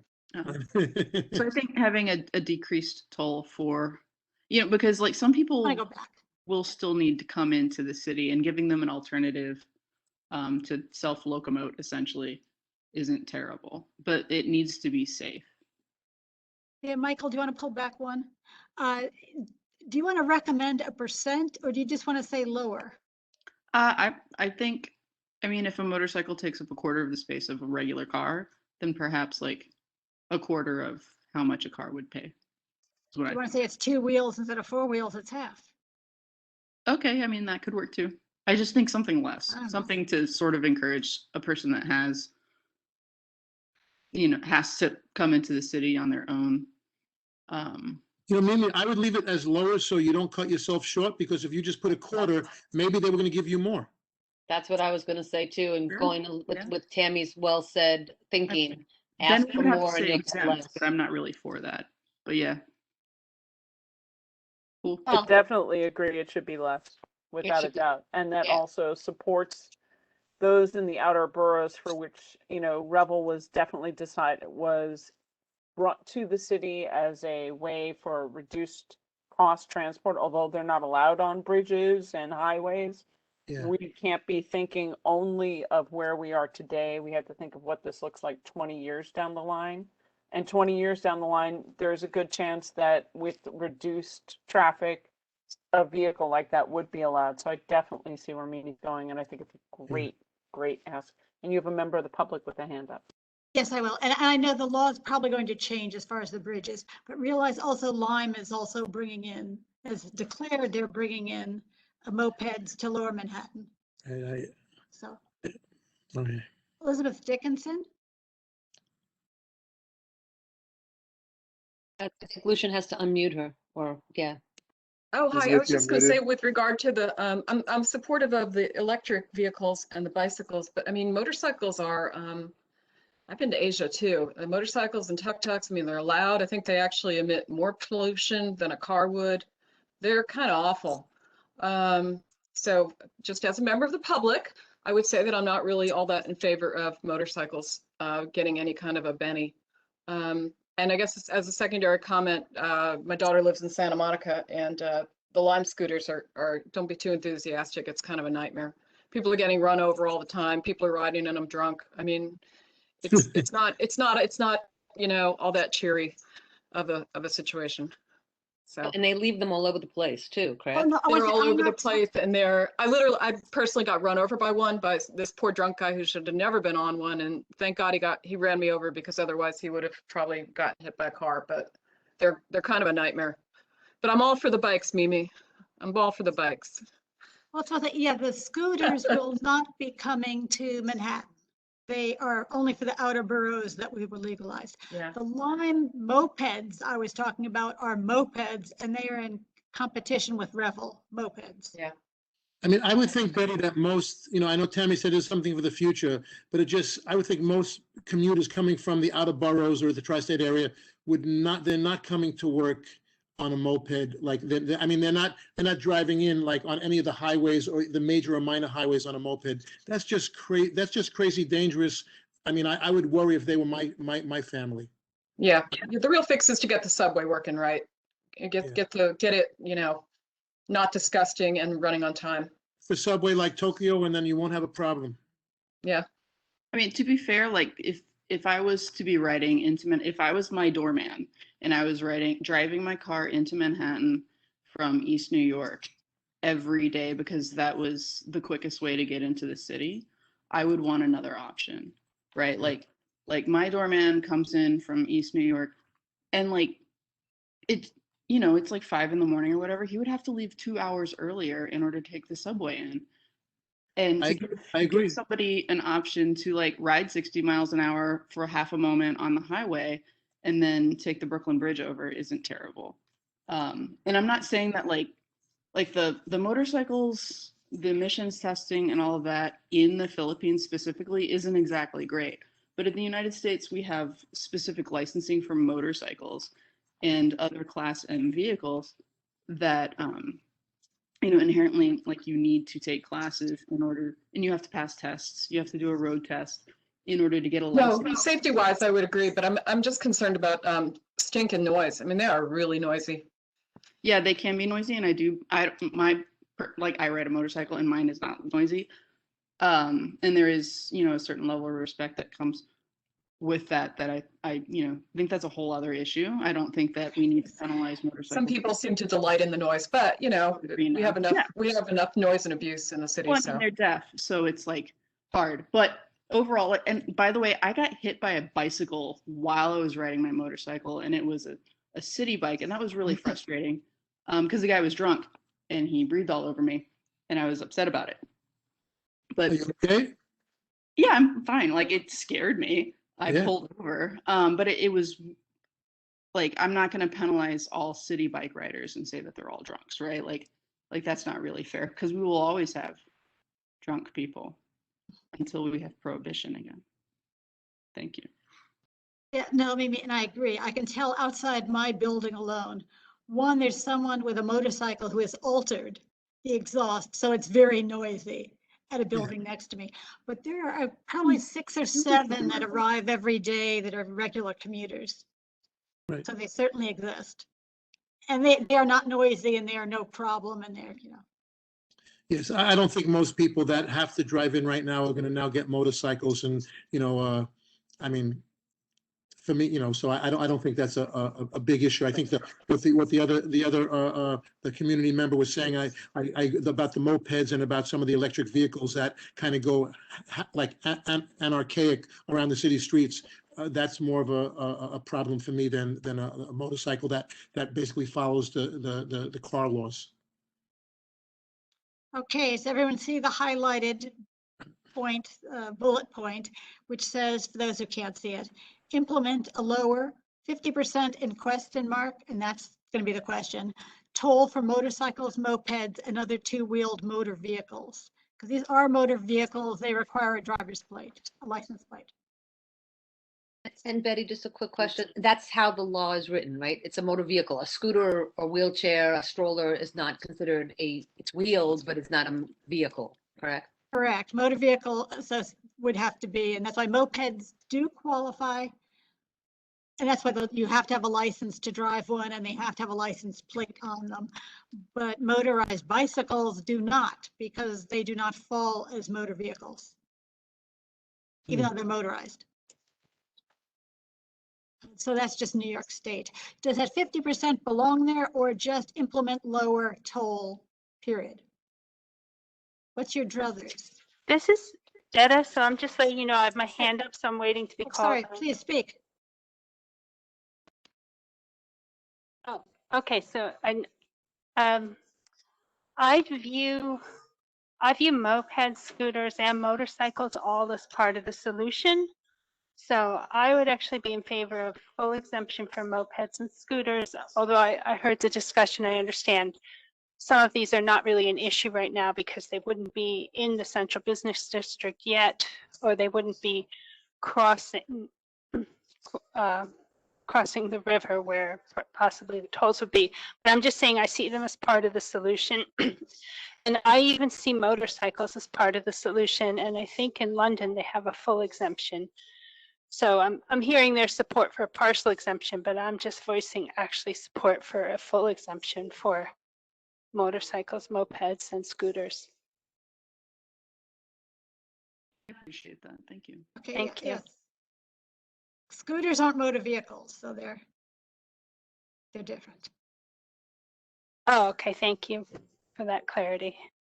But what do you want to do with motorcycles and mopeds? Full, So- 50%, would say nothing, just say reduced? I would suggest just say reduced then, or maybe significantly reduced, something like that. I don't know that I would try to quantify it. I second Detta's comment about significantly reduced. Amy, okay with that? I was gonna say the same thing. I agree. I like that. I like that. I mean, I would I would agree with that too. I agree also. Great, it's been changed. People agree because it's done. Great, then we can move on from that. Woohoo! Back to the slide. What about Moped Share? Revel and now Lime. As I said, there's now Lime. This is a little different because the the department, the DOT regulates them in terms of what they can do, how they do it, everything is controlled. It is also not owned by an individual. We're not talking about private ones. We already dealt with those being extremely reduced. We're talking about those where you pay by the minute, and will it still be sustainable? Or how do you even divvy up the charge? And we have no say, although you can, when talking about the elected, ask them to put in a congestion surcharge that goes on the use of it. I mean, that's possible. What do we do about Moped Share? It almost seems like a possible thing for us to, who used it for this hour, who used it for those 2 hours. I mean, the surcharge seems like unfortunate, but I don't know how else you can quantify it. That's what they decided about taxis. Let's see what Tammy has to say. I'm at a loss. So I don't think that they should be exempt because I don't. And I know that right now they don't, but eventually they could. And so you'd be putting the burden on a motorcycle or moped owner versus one who chooses to rent it. Right. That doesn't really work for me. And that includes all moped share. I think if you're going to be on the roads, you're going to be on the roads. You take that into consideration. And if they're going within the district, they're not charged, right? We don't know. I mean, we don't know. Oh man. Yeah, I think it's too hard to actually, until they get something figured out, I think it's too hard to opine on whether or not they should have exemptions or not exemptions. They have to figure out how to get all of this, quite frankly. There's not enough already accountability in those programs if you hear what the complaints are. So I don't even know how you'd, I don't want to exempt them from anything. I just want to let them be a part of it any way that they can. I would take that sentence out based on what Tammy just said. We just, well, the sentence is It's not what I said, it's what everybody else agrees. Okay, so my opinion would be I agree with what Tammy said. My opinion would be to take that out as one person. The moped share, we just won't talk about. Or any motor vehicle share. Because car share, I take that back. Car share is already covered because it's a vehicle. It's going to be treated as a vehicle. I was just gonna say I see Talen's hand up and then Mimi's hand up as well. Taylan, what do you have to say? Yeah, also considering like a lot of these companies right now are, mainly electric, pretty much all are electric vehicles. So that could also be considered like all the other incentives for using electric vehicles as like, a cleaner way to get around. That could also be considered in, when we're considering the burden that they're going to have and whether it's going to be reduced compared to, gasoline engine powered motor vehicles. So I think that should also be considered as the type of, vehicle type of propulsion that, they're having and its effect on the environment and, the air quality and the noise and stuff like that as well. Thanks, but consider that's a double trap. In the places where congestion pricing exists, they've said as things get more, what if all the cars go electric? Yeah, well, that's... Because then it's the other issue of taking up space, congestion, and other harms and use. Which is the dilemmas. That's why we might as well think about it now since we've learned Yeah. Uh, If you're going to let electric off because it's electric, then it has to be all vehicles. Right. Otherwise, I think everybody agrees with you. We know we care about the air quality. Right. So what do we do with Moped Share? Because it's kind of the same issue as ride shares and cars. It's how do you allocate the resources when multiple users are going to be using it during the day? Does the first person pay and everybody else is free? Or maybe the companies get directly charged a fee and then that they pass that fee on to the consumers in some way. So with the issue could be, we don't have to resolve the issue, you know, how it's done, but to say that they shouldn't be exempt. Would that be a statement that is something we want to make? Is that compatible with Tammy, your thoughts? Yep. I mean, you're figuring out the program. So instead of backing it in like you're doing for everybody else for congestion pricing, figure out how to use it in the beginning. Well, I could just say that Moped Share programs not be exempt. There you go. But leave it to them to decide, you know, how to charge. You know, congestion surcharge was what they did with taxis. Betty, I mean, how about when you say, you know, motorcycles, mopeds, all those other vehicles, significantly reduced toll rates, including Moped Share vehicles? Just include that with the other thing. Because Moped Share is difficult, because Moped Share, there are multiple users. It should be its own line. And Has to be its called own out. line, because it's just different. Okay. Sorry. Okay. That's why taxis are different than passenger This is cars. why I know I'm getting a little off point. This is why I just wish they would have just started maybe with large, like trucks, buses, you know, like large things, and you know, and then giving a little time to make the transit system better, and then, you know, instead of like just the whole thing down our throat. But because some of this stuff is almost impossible, like the quagmire that, you know, that you bring up, you rightly bring up with this stuff. Well, what about leaving it as the moped shares not be totally exempt? I don't want Or to not cut you be off, Betty, exempt. but I do see Mimi's hands up. I'm not sure if it was from a previous one or this. No, it's Yeah, no. up again. It's a new up. Yes, no, maybe then Tammy and Talon. Okay. Yeah, so I feel like with Moped Share, I'm probably overthinking this. I feel like they should get whatever exemption motorcycles and like personal owned vehicles get. I do believe that like if they're going to implement this, definitely overthinking it. And they're using license plates to determine what gets charged, what doesn't. I think that the companies just have to figure out how to take who leaves the district, the toll district space, and then spread that charge over everybody. And that it's just like kind of not our problem. You know what I mean? Like it's not Like the an easy individual pass. that rides in and out. It's just that like that one revel went in and out, and they have to spread that whatever whatever lowered rate that the motorcycles and mopeds might end up getting. What happens to the what happens to the moped user that's using it at like in a lower tolling hour? I'm just trying to play devil's advocate. I mean, you make a good. I mean, if I was running it, I'd just be like, everybody pays the same amount, and that same amount will eventually cover however many tolls we end up getting. Well, that's why the surcharges were done. And I think the reason they went to surcharges as a city was the city made more money that way than having the taxi company do it. Because then if it exceeded the daily fee, the city got what went over the daily fee because of high use. It didn't just go to the taxi driver. I thought they only got charged once a day. So if like that one, like let's say we got like 4. Okay, well that was. It's when the flag goes down, it's $2.50 surcharge. Oh, I'm sorry. I was talking about like the way that congestion pricing will work for vehicles. For passenger vehicles, yes, it's You just go one time. out of the district and then back in. You only get charged once, right? Once a day, correct? Per That's day. law.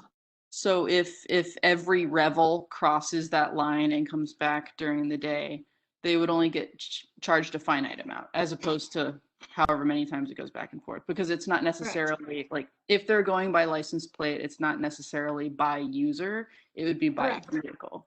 So I think I feel like we could just include the moped share into the same rate that motorcycles and mopeds would be included in, and let those companies figure out how they would deal with their own expenses. Then you're gypping the city. Do we Yeah, care just to one- try you to know- parse it out? Do we just want to say that they should have the same reduced rate and certainly not be exempt, but we don't The money, rely on how that's done? Can't we just say that they shouldn't be exempt from congestion pricing and let them figure it out? Yeah, I think Yeah. that's right. Like, they should get charged however much motorcycles and mopeds get charged. And if those end up getting exempt, then I guess that's kind of a thing. But also, like, the density of the vehicles shouldn't be that high. Like, I feel like potentially limiting how many can be in our district might not be terrible either. But I don't know if that's like a whole other universe of pain. That's another issue, and that's a DOT issue because they regulate mopeds. Betty, I Don't actually have agree with, moped share. Betty, I actually agree with what Mimi just said, and with all due respect, I think worrying about gypping the city as opposed to having some of the people get some of the benefits is like 1/1,000,000th on my list of priorities. You know, especially since we were talking about the waste and all the other stuff. So I know your heart's in the right place, but I don't think that should really come into play right now, because that'll just be more waste. And I just think that we shouldn't argue about it. We should just let the city figure that out. Yes. That's, do we I have agree. wording to put that in as a bullet? Yeah, I just added it here, but let me know what you think. I was also going to say, I think Lucian was trying to butt in because I see a hand up from Elizabeth Dickinson in the attendee list. Was that But what did you want to say? put in exempt, Well, but reflect the reduced prices of a two-wheel vehicle? Sure. So you want ensure that moped Not exempt, purchases right, not be exempt from congestion tolling. but benefit from being two-wheeled. Yeah, a reduced. The same reduced prices that motorcycles and mopeds and other two-wheel vehicles get. Right. You can just say just two-wheeled. wanted to step in and just before you guys finalize the moped share. You can if- speak now, please. Thanks.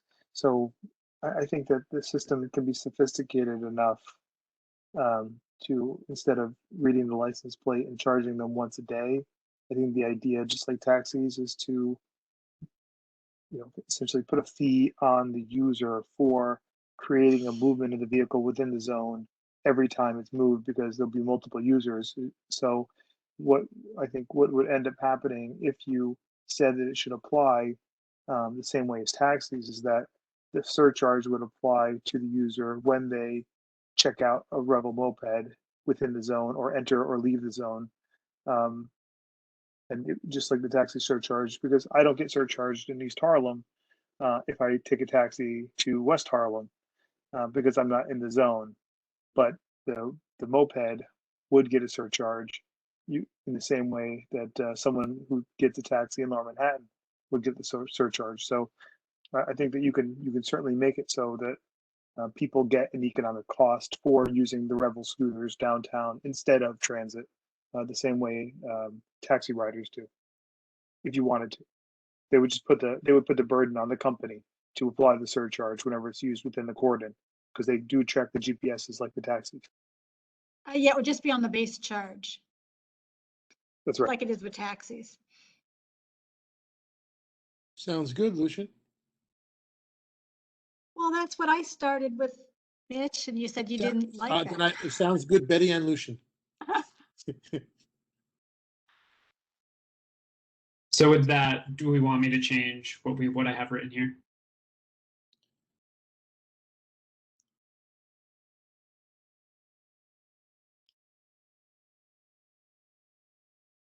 It seems the same, right? Like, it's all kind of the same. We just have to let the I company think what you figure out. have is explains everything. Okay. I was gonna say, you know what, I'd still be tempted to leave it that way, even if, because it would be the elected officials, not the TMRB, that would be passing a law about a surcharge, like they did on taxis. So if you're gonna parse out who's responsible for what. Right. Okay. So yeah, That so I'll would go leave on it as a is. different, so that would stay the way it is anyway. So I'll leave this here. And then I was going to ask Lucian to see if Elizabeth Dickinson's hand up is for something new. It is because I cleared all the hands earlier. I'll unmute you, Elizabeth. Oh, hi, yeah, it is something new, sorry. I guess as I'm listening and what we're trying to address and what the city's trying to address more broadly is congestion, right? Streets being clogged and polluted. I think it would be useful to put in a broader statement. Like when I think about how would I fix it, I think, why doesn't Amazon have package distribution through the subway? Why isn't there one car on every subway and then a place where you can pick up your Amazon packages in major stations? You know, why isn't, you know, garbage going out, frankly, in certain areas through the subway? Our streets are so congested in the financial district. And then on garbage day, it's like a nightmare. There is a garbage train for the MTA that goes by with the garbage, picking up all the MTA garbage. Why isn't there a garbage train for the garbage? I just feel like that when we talk about, oh, should we tax the electric scooter versus the, you know, those are all good things and we're responding to what was brought up. But I think if you stand back and look, there are just like dramatic things we could be doing to fix this. And like using the subway and then getting revenue to the subway that way and having Amazon down in the subway or whoever's going to deliver their packages or the post office just seems like a way to get, it seems like a win-win. There'd be more, you know, there would be an incentive for it to be clean. There'd be somebody there all the time. And people wouldn't be on the street. We wouldn't have delivery trucks everywhere. So I know, and I'm actually working while we're doing this, so I'm going to have to bounce after this. But I guess I would just like to think about like, what can we do that's bolder and kind of throw out here. I don't want to say the absurdity of congestion pricing because I'm not against it. I think it's a good idea, but it's just such a small part of the solution. I'd love to see them using the subway to fix some of these problems. I'd love to see the subway for garbage and for package deliveries. So anyway. Thanks. Can I clap? Can I clap to that? Yeah, thank you for that. Thank you for speaking up, Elizabeth. No, that's a very interesting concept. This, Yeah, very well said. unfortunately, is going to be restricted to congestion pricing per se.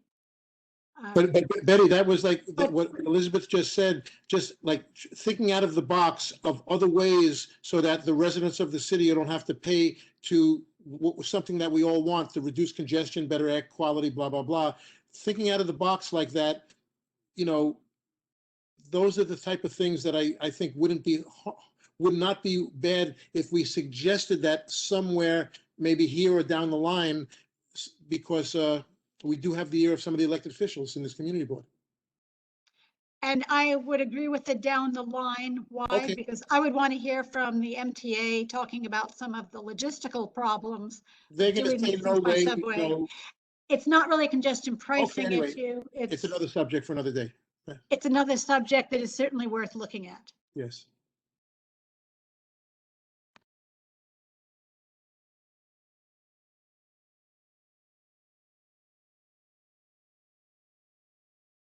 Okay. If everyone has agreement with that, the last thing then is credits for tolls on bridges or tunnels into the CBD, into Manhattan, however you want to approach it. What do you think? I thought we had agreed of not double charging, like, like as far as our opinion, and I thought some of the elected politicians also, like, you know, that if you have to pay $16 to come over the George Washington Bridge or the Holland or Lincoln Tunnel, that you know, it would be extra cruel to then add another $15. I thought we were in consensus from the last meetings. Correct me if I'm wrong. I did not get a consensus, but if there is, then this will go very quickly. Betty, would Justine? you mind reminding me how what the current legislation says on this? How is like None. It doesn't say anything about that? Okay. You might Thanks. be confusing what the RPA made suggestions about, so that people don't toll shop, they should get a credit. Right. Okay. So I agree with that. And I sorry for want to speaking out of turn. I think my recall is they separate out which bridges. So some of them that are really quite far afield, they do not necessarily endorse those being, but nevertheless. I mean, in a somebody broader comes picture, over the Holland Tunnel from New Jersey that works out in New Jersey, and they have no other choice but to drive, and then they have to go across Canal Street over the Manhattan Bridge because they live like out in Far Rockaway or Howard Beach. I mean, shouldn't have to pay like double to go home. They're already getting charged for the toll. I thought maybe everybody didn't agree. I just thought that was more of a consensus that we had come to, but not like 100% consensus. Well, that's what I'm getting right now. And a consensus doesn't have to be 100% because it can be you, the resident, going to New Jersey and taking the tunnel. You want to pay congestion fee and the tunnel fee. I mean, it's for everybody. Your visitors are coming to visit you. Right. Well, from somewhere. Okay, so then you have my as one person, I would say that if you've already spent more than the congestion fee coming in on the tunnel, then that should suffice, just like we do with the taxis, where if the surcharge overcomes the congestion fee, it's not added anything else. Okay, so tunnels and bridge fee tolls credit toward the congestion charge. Yes. And I see Justine, you're nodding, but I see your hand up She's too. supporting it. Yeah, I support it. Exactly. I agree with that. That's all. Thank you. Anyone against it?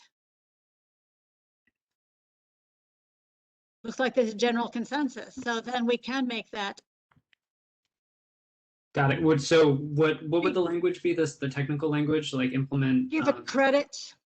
Credits for bridge and tunnel. Tolls paid for tunnel or bridges. To avoid double charging and prevent just toward the toll shopping. congestion fee. How would that be done? I guess electronically with easy pass, so you'd know, and then it just gets fixed at the back end. And everybody doesn't have Easy Pass. Some people, there are people that pay cash, and it would they have to figure it out. We're just opining. Correct me if I'm wrong, Betty. We're opining on what we feel would be the proper thing to do.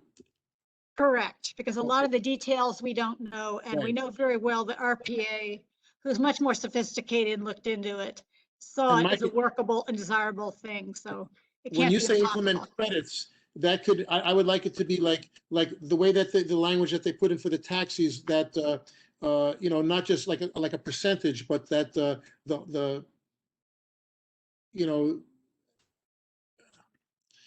help me out, Michael, that the credit like completely would cover the congestion pricing fee. Yeah, so they put toward it. Because some are higher, some are lower, some are the same. I mean, Okay, so thank you, Betty. Just so credit any toll from a bridge toward the congestion fee. So if the bridge is $16 and the congestion is $15, you get $1 back. No. I'm just joking. I say now, how in the world the MTA is going to split money with the Port Authority? I have no idea, but obviously they can work that out. Yeah. I'm just saying I was in favor of that to credit, especially for Lincoln or Holland Tunnel. And then I read the article that Betty gave us in our email. So now I'm actually no longer in favor of the credits, but I'm not going to. Not challenging. Why? Yeah, just the article pointed out that if somebody pays a toll on the turnpike and then they're going to cross the GW Bridge, they don't get a credit off of their GW Bridge toll for having paid one on the turnpike. And if they go over the GW Bridge and then proceed over the Triborough, they don't get a reduction over the Triborough for having paid over the GW Bridge. So just thinking about it that way changed my thinking about it. I'm just voicing this. I'm not, if there's consensus, I'm not going to try to turn that around. But I would say possibly limit it to just Lincoln and Holland Tunnel, just the two crossings over the Hudson that come into the central business district. Oh, actually, there's the tunnel. Oh, the Queens Midtown Tunnel and the Brooklyn Battery Tunnel? The Brooklyn Battery Tunnel. I don't want to say it. So for people who live in our district, who don't want to take the Brooklyn Bridge because they say, all those bicycles, they would be the same charge for them to take the tunnel as to take the bridge. So So those are still under the Port Authority, the Tribeca, the Brooklyn Battery Tunnel, and the Queens Midtown Tunnel, and then we're going to have the Brooklyn Bridge, Manhattan Bridge, and 59th Street Bridge, like under the congestion pricing model instead. No, they're all under their own authority, but in fact, the Brooklyn Battery Tunnel is owned by the MTA. Okay. So that's the most straightforward one. The Holland Tunnel, Okay. Lincoln Tunnel are under Right, Port Authority. Port Authority. The bridges over the East River are under the DOT and haven't previously had a charge. So they're under different authorities, but the fact is they can work it out. And that's why there is a memorandum of understanding going on between these groups. Yeah. But I would leave it the way it is, because I mean there's millions of situations where people are coming from north of New York or North Jersey, and they have to go down to Lower Manhattan for they've already paid a toll. I mean, I understand Detta's concern. I read the article also. I do think the article you sent was very informative, but it did come, as I spoke to you privately, I felt it came from a biased point of view. But I think it would be unfair if I think the way you have it now is the most equitable. Yeah, no, I agree. So for the workers who are coming from outer boroughs, from family members who are coming to visit us from wherever they're going, for residents who want to go over the bridge to do something and choose to come back via a tunnel versus a bridge, it should all be the same story for them, no matter what happens. There were some times where you listen to 1010 News, and the 2% of time that I've been, like driving, where because for something, or an emergency or something, and they'll say, like the tunnel's backed up for an hour, almost better to take the George Washington Bridge instead of coming through, or take the Holland instead of that. There are so many incidences that come up.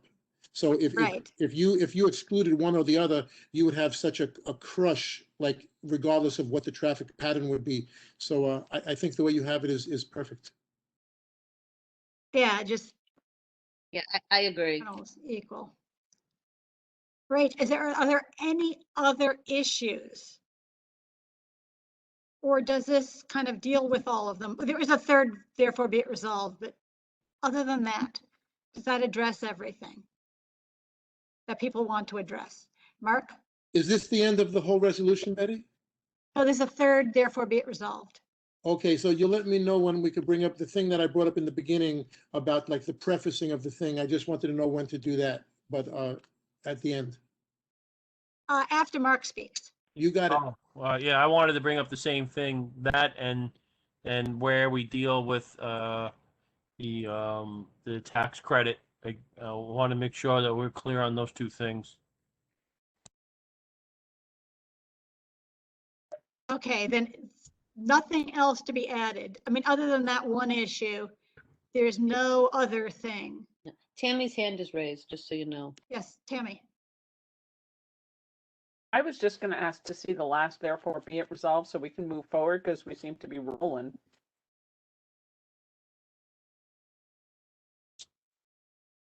I'll do what Tammy wants, but so Mark and Mitch, we will get back to what you want to do, which is not with this third, therefore be it resolved. I know that. Elected officials work together to expand sustainable non-MTA transportation.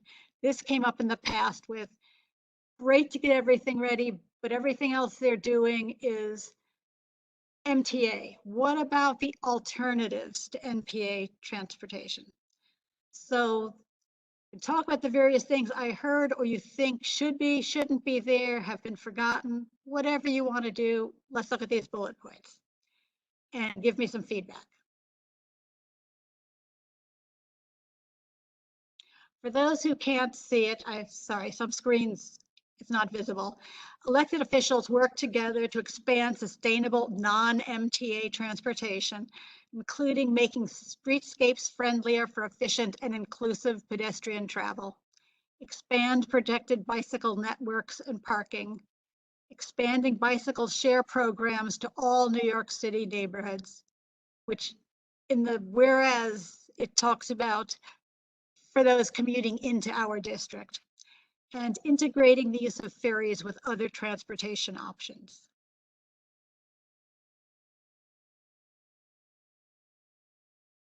I see Justine with her hand up.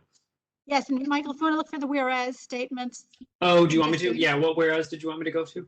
that's related to this. And it is, yeah, I'll scroll. Well, find it, Justine no. speaks. Yeah, So my question is mostly the ferries. Because I believe we've kind of jumped in and said we have a problem with the ferry that's going from Staten Island to Battery Park City, Brookfield Place, and then the next stop is oh God, that Hudson, not Hudson, what's it called? Hudson Yards. It is Hudson Yards. Yes, it is. So I don't, where are we going with that? Because that ferry is being subsidized. So are car, I mean, everything is. Well, no, I know, but I guess what annoys me with Except that City is it's Bike. being extremely subsidized to take people from, to shopping areas, basically. But then other ferries are very useful, and I guess they're run by different entities. So I just have a question. I just want to know what people think. I don't know where. Actually, they're going to jobs is why they're planned, but nevertheless, That's what they say. they Yes. can be altered to where we want them to go to, but. Yes, but no, I mean, the one that we objected to in Battery Park City Committee was connecting 3 shopping centers. But yes, And a lot of the accessible. other ferries are very useful, but those are the ones that are more expensive, I think. I'm not sure that I'm honest about that. I don't know if that's true. Yeah, I think they're all the same. Betty, I In New York apologize. City. I cannot find that the whereas. Do you happen to know a word? Hey, that maybe might there be in it? isn't one. Okay. Okay, I'm looking this up here and I'm being told that the cost to riders is all the same. So you're correct, Betty. The subsidies are different for different places. Right. But Michael? okay, I'm shutting up. Sure. So I was just gonna say, yeah, I like what you have, what currently exists and then therefore be resolved. I'm in favor of all those. And then follow up would be, did you want me to start drafting a whereas, Betty, that you were thinking that might have existed previously or that would lead into this? I'll look at that later to see what Okay. something needs to support. Sounds good. I'll just go I'm back gonna to go it then. back to the therefore be it resolved. Yep. The comment that has come up about the ferries and integrating them with other transportation options is that the senior discount can't be done. They're isolated. They're like Accessoride. They're its own thing. Mariama has her hand up, by the way, in Which the is why, okay, which is why I know there's other wording out there. So things like fair fares can't apply. So those programs, which is why it's talking about integrating them with the use of others. And I'll look for better wording. But Mariam, if you'd like to speak. Oh, and Lucian, she's in Yeah. attendee list, so we might need to move her over or unmute her.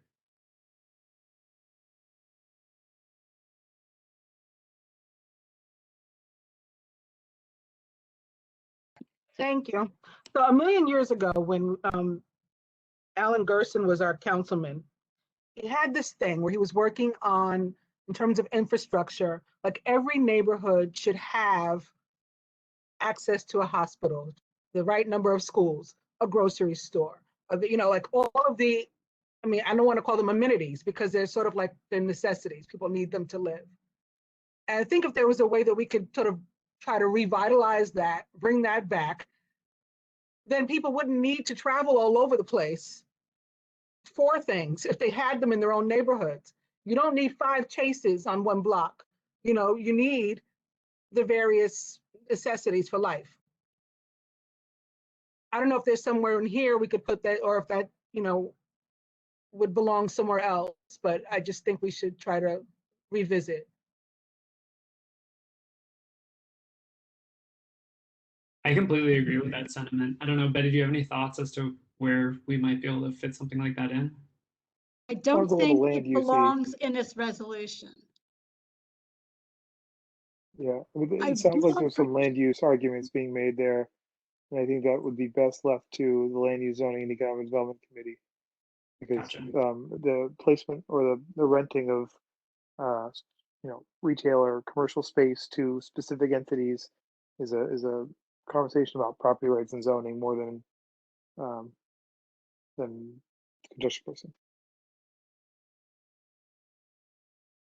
Yeah, no, thank you, Lucian. And yeah, I just wanted to, in response to Michael's question, I started this whole process at the very beginning the changes are needed because the people in the zone, assuming the majority of people don't own cars, but even their taxi rides are more expensive. I mean, this is going to be pervasive.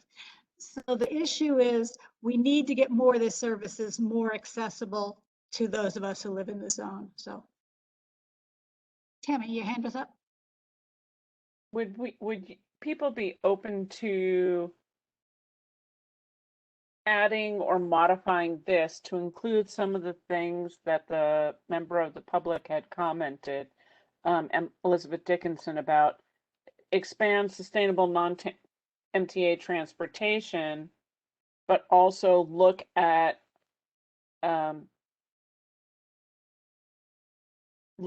ways the MTA can enhance the needs of a changing society, i.e., they've closed the subway overnight, so reduced capacity, reduced demand. Maybe they could do garbage runs at night on the subways, and take the load off the streets. Maybe there is a way to integrate Amazon somehow into the subway system instead of having them above ground and having trucks parked all over the place. Maybe this is the right place to make some of those comments in here as well. Tammy, I actually agree with you. The only thing the subways will be resuming in a week or two of 24/7. But that doesn't mean that they can't do some of those things that Emily and you mentioned. Yeah, I mean, but you know what, Mitch? You've got the Second Avenue subway, they'll eventually be fully online. You've got, once they get speedier subway cars, newer things, there's potentials that we're not necessarily considering. Just like they have the subway cars, the garbage subway cars, they can have other subway cars running like that are not in service, that do the other things. And to have like in Grand Central Station or in Times Square, something like Amazon, a pickup, thing, or below ground, like. Betty, do you remember we talked about at some point, like delivery zones where, you would have, you would be able to have somebody unload stuff up near, let's just say you load it up into the West Side Railway Station, right?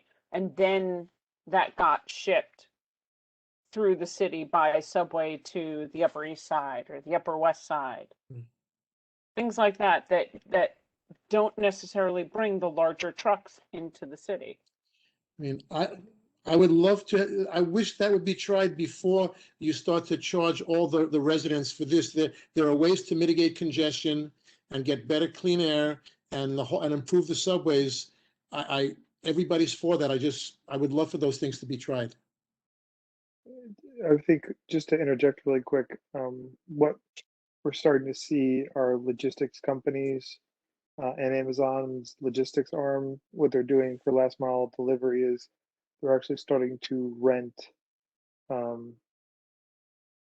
vacant commercial spaces, bringing the truck in at night and then doing last mile deliveries by foot or by some other sort of smaller vehicle, instead of doing like the park and unload everything into the sidewalk and have the truck block the lane and that kind of thing. So that's probably what we'll see more and more of as time goes on, as the city starts to incentivize that. But that's getting back to maybe a land use argument. But in terms of like smarter last mile delivery, that's certainly a right concept to talk about without getting too prescriptive on, how the city incentivizes it with land use. But I think you can certainly talk about that. So would you think it'd be wise to call MTA last mile options somewhere in here? I mean, how do you want to word it? The board, the Transportation Mobility Review Board should absolutely work with the city to maximize opportunities to improve last mile delivery and mitigate the impact of congestion for moving packages and e-commerce, something like that, which we can work on. Add that as a bullet, because that would be for the second one, since it's for the MTA. Yeah, it should be an MTA bullet, but yeah, I think that would fit in with what you all are saying in terms of just trying to make it into a little sentence.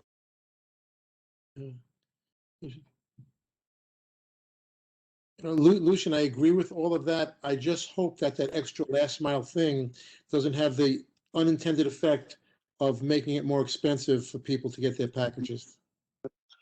Well, I mean, Even- the I agree with logistics I agree with companies the are point. paying for warehousing all along their routes and paying for, they're paying parking tickets and through the stipulated fines program. They No, pay but millions a year.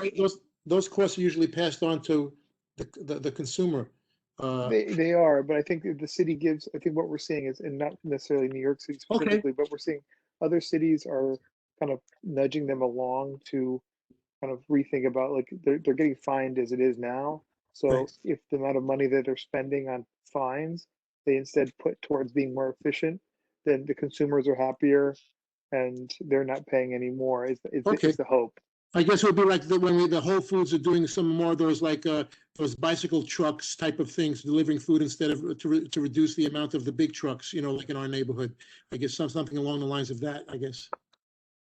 Correct. And I can tell you that Polly Trottenberg had been envisaging having ferries bring in versus big trucks, bring in the loads and then have those cargo bikes deliver from that as the basis. Betty, if that could be done, that could have the unintended consequence of helping, like the Cross Bronx Expressway, which is like 95. I mean, if that could ever be done, I think it would be a miracle because it could have such a great effect on some of those other, whether the BQE or the Cross Bronx Expressway, and because the trucks are one of the major problem of the congestion, coming through our tri-state area.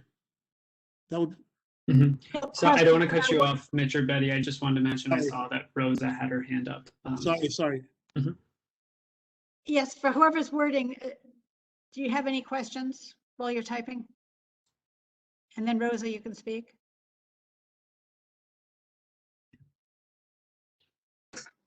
Hi, thank you. So a couple of points. One, I 100% agree with Mariama's comment regarding the basic neighborhood services. And I totally welcome her discussion or the discussion of that point in Land Use Committee, which I'm on. Regarding the suggestion of utilizing the subway for deliveries, to me, the challenge with the subways has always been the limitation is the vertical access, right? Mm-hmm. So many subway stations do not have elevators nor escalators. And if you're talking about delivery of, boxes and goods, it doesn't make sense on already congested stairs, especially where the stairs are, like maybe 5 feet wide, accessing the street and the sidewalk. That would require significant infrastructural overhaul. Not to say that it's not possible, but just recognize that there's going to be cost and time related to that. So the bottleneck is absolutely vertical. And I have to say also, just personally, I'm not excited about the idea of the subway smelling more like garbage than it already does. So just, a point of consideration. I mean, you get the streak lines already just even on the street, right? Of garbage leaking everywhere. And now imagine taking that into the subway system. Totally fair. Through Good the point, entire Rosa. city. It would Agreed. just be gross, disgusting, and sort of a puke fest, right? Excuse my language. And then in terms of Lucian's point regarding the final mile delivery or whatever, I mean, that's exactly what FedEx does in our building. They have a retail spot, and it's basically they truck in all of the local deliveries into their retail, and then they hand truck it out and service the entire neighborhood. And I think that that's a great idea. It's a consolidation, and it would actually probably save Amazon or other companies money to do that and consolidate in one location and then sort of star it out to the neighborhood than what they're doing now, right? It's an efficiency thing, frankly, which is a cost saving thing, as a result. Those are my points. Thank you very much. Sure, and thanks. And that's exactly what the DOT has been working on. And obviously there are a lot of challenges to it, but slowly we're seeing some changes. But Yeah, thank you, Rosa. And so Oh, Betty and actually, Lucian just and one quick Tammy. point, though. Oh, sorry, go ahead, Rosa. Sorry, I just realized, but I do have to say that we in our building do not love FedEx being there. We find it to be a total hassle to have all of these hand trucks going in and out, in and out. But we recognize also that it's probably a neighborhood benefit.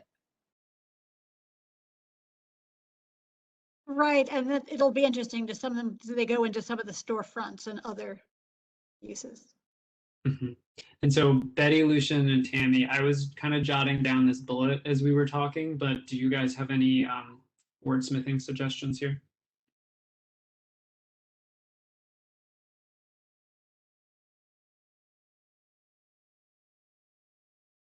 Yeah, I see Lucian's. No, yep. And I'm good with all that. Great. Okay, so yeah, while Lucian works on this, I'll let Betty. Mariama's hand's still up. I don't know if she's. Yes, and wants she to can go next, and that's why they have an agreement with the DOT, an MOU, a memorandum of understanding.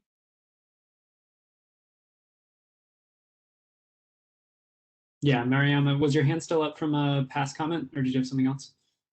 Feel free to go.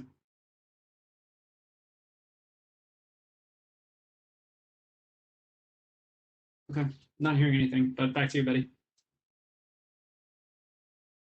And it sounds like, is there anything else that anyone wants to bring up? Kind of forever hold your peace. Mark and Amorose, Mark and Mhm. the Mark go now. and Mitch. Yeah. Yes, See if the we're taxation, or yeah, the tax credit. So I think that would go in. Well, I'll let them speak actually. So I think the tax credit issue, it can be in two places, but it should be mentioned right after we say that residents should be exempt, as that the tax credit is not feasible, or whatever word you want to use, not necessarily feasible to work for residents, as they'd have to pay upfront initially, and something like that. Well, I think you can simplify it if I'm going to say, if you're going to say an exemption for all people, say that the accommodation made in the law limiting salary, setting a salary limit as well as limiting to refunds is just inadequate. I'm sorry, can you repeat that, Betty? I think the objection is that if you're going I to put wouldn't in, call it an accommodation. I think it's more like a scam, but I just did not use the word accommodation, period. Just call it what it is. Given that the tax credit law is inadequate, as that the residents would have that the residents in the zone would be required to pay upfront, or before giving a credit. well, it's the use of a tax credit as well as a cap on the salaries. Yeah, I understand. Income I don't want to tax. get into I don't want to get into the salary part. I mean, it's just real simple. Basically, they're telling that it's really a scam. The tax credit thing is really a scam, but the fact of the matter is that it's requiring people to pay upfront. And they might not have the money, like Mitch said. A lot of people don't have this over day and over and over again. And you get a bill at the end of the month. And it's just too much. Yeah, no, I see And- your point, but I think we have to address their whole statement. And their statement is a salary cap plus what those people do, which is a tax credit. Or just say the people that are under the salary cap then, or whatever. Yeah, are exempt, under the 60,000 are exempt. Well, no, I thought you wanted exempt for everybody. Right, but I was just like responding to what you just said to Mark, how to word it, that if you're going to keep the 60,000 in, I mean, I agree that, like in principle, No. but No, I wasn't going to. I'm sorry. Exempt all residents of the congestion zone from central district, business district, because the salary cap and the use of tax credits are seen as inadequate. As that the Inadequate. He used the relief. word like because, sorry. yeah, is that because it's inadequate because the residents required to pay up front And then you can put it however you want, Betty. or at the time or whatever, in And, that and type of language. the tax credit doesn't help everybody. There are people that'll they won't get anything back because of the type of taxes that they do. So Well, that's exactly, I understand, but that's exactly what I want to get away from. This isn't going to be a Yeah. whole sentence, a whole paragraph. Keep it simple. It's a bullet It's point. exempt, Betty. That's I agree. simple. Yeah. And what was the other thing? I almost forgot already, for God's sake. So it's really the fact that we object to it being, the object to a tax credit and object to a salary cap. There's an adequate, what For happened to residents. paid up front? Where did that go? I took it out. You don't really need it. You're spelling out for them as if they don't understand what a tax credit is. Yeah, this is just what I'm drafting, but I'm trying to pick up what you guys say. But Resident yeah, required to pay. Yeah, that's the way you have it right now is fine. That's good. I Okay. think that's good. Yeah. I think that's fine. That explains it in a nutshell without getting too crazy and deep in the weeds and all sorts of crazy stuff. So I think that's good. What do you think, Mitch? Yeah, yes, that is definitely better. I know that you said you didn't, there, like I said, because there's a difference in the way that, Yeah, I know. Let's not get into that part though. But I think this works. Sure. Explains how we feel. Sure, I understand. And I think, Betty, the other thing like that, when I brought up in the very top, what I remember Mark, Justine, Mariana, Pat, a few other people spoke about was that all these opinions and exemptions are, if it has to be implemented, but that we all don't feel that the congestion pricing should be somehow, help me out, Michael, or like the things that we talked about before, or Justine, or Mark. Well, I mean, Yeah. the very first whereas, right, where you said, Yeah. while we support the goals, many residents are totally opposed to the implementation of congestion pricing to Right. accomplish these goals. To achieve Well, others aren't. there's a Let's whereas. put it in a whereas. Yeah, there's a whereas. Let me find it. And I'll that show was you the guys. whereas, it's like one of the first ones. Can I make a We need to make it suggestion? also, please, Tammy. therefore be it resolved. Can I make a suggestion? Because I think that there's, as we've seen from the working group and we've seen from the board, we've seen from there are several people who don't agree with it. There are several people who do agree with it. There are some people who believe that it doesn't go far enough, right? So for that whereas, I'll pull it up in the document while you're talking. yeah, Tammy. please. Great.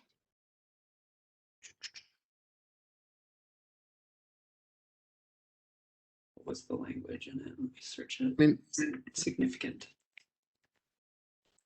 and this is not just for car owners or people like in our district. We're talking about like the general thing. It's everybody. Yeah, we all support the goals, but how the goals are paid for was something that we all don't support. Got it. Here's the whereas. Can you make that a little, okay?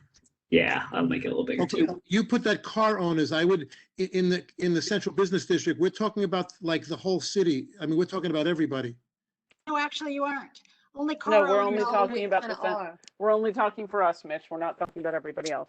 Okay, This is a okay. this is a CD And it's in one the thing. CBD, right? But what Mitch, All I think, right, is saying is more than car owners. It's more than car owners that we're talking about.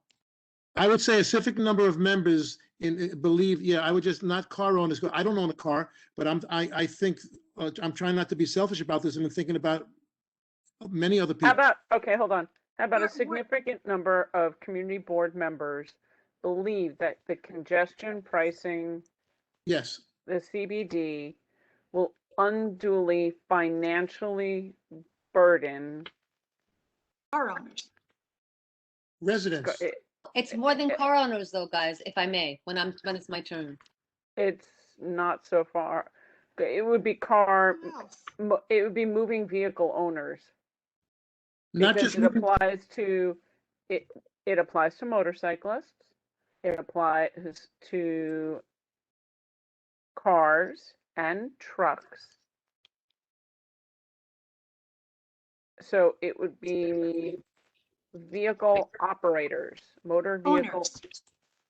Well, it applies to business owners, right? Because their trucks They are can going to take, pay. they can Thank take you, it Tammy. off and they have to own the vehicle. My point is, I, as a non-car owner, non-vehicle owner, my relatives still pay to come in. My No. workers still come in, and so I have to pay more because to cover that. My deliveries cost more.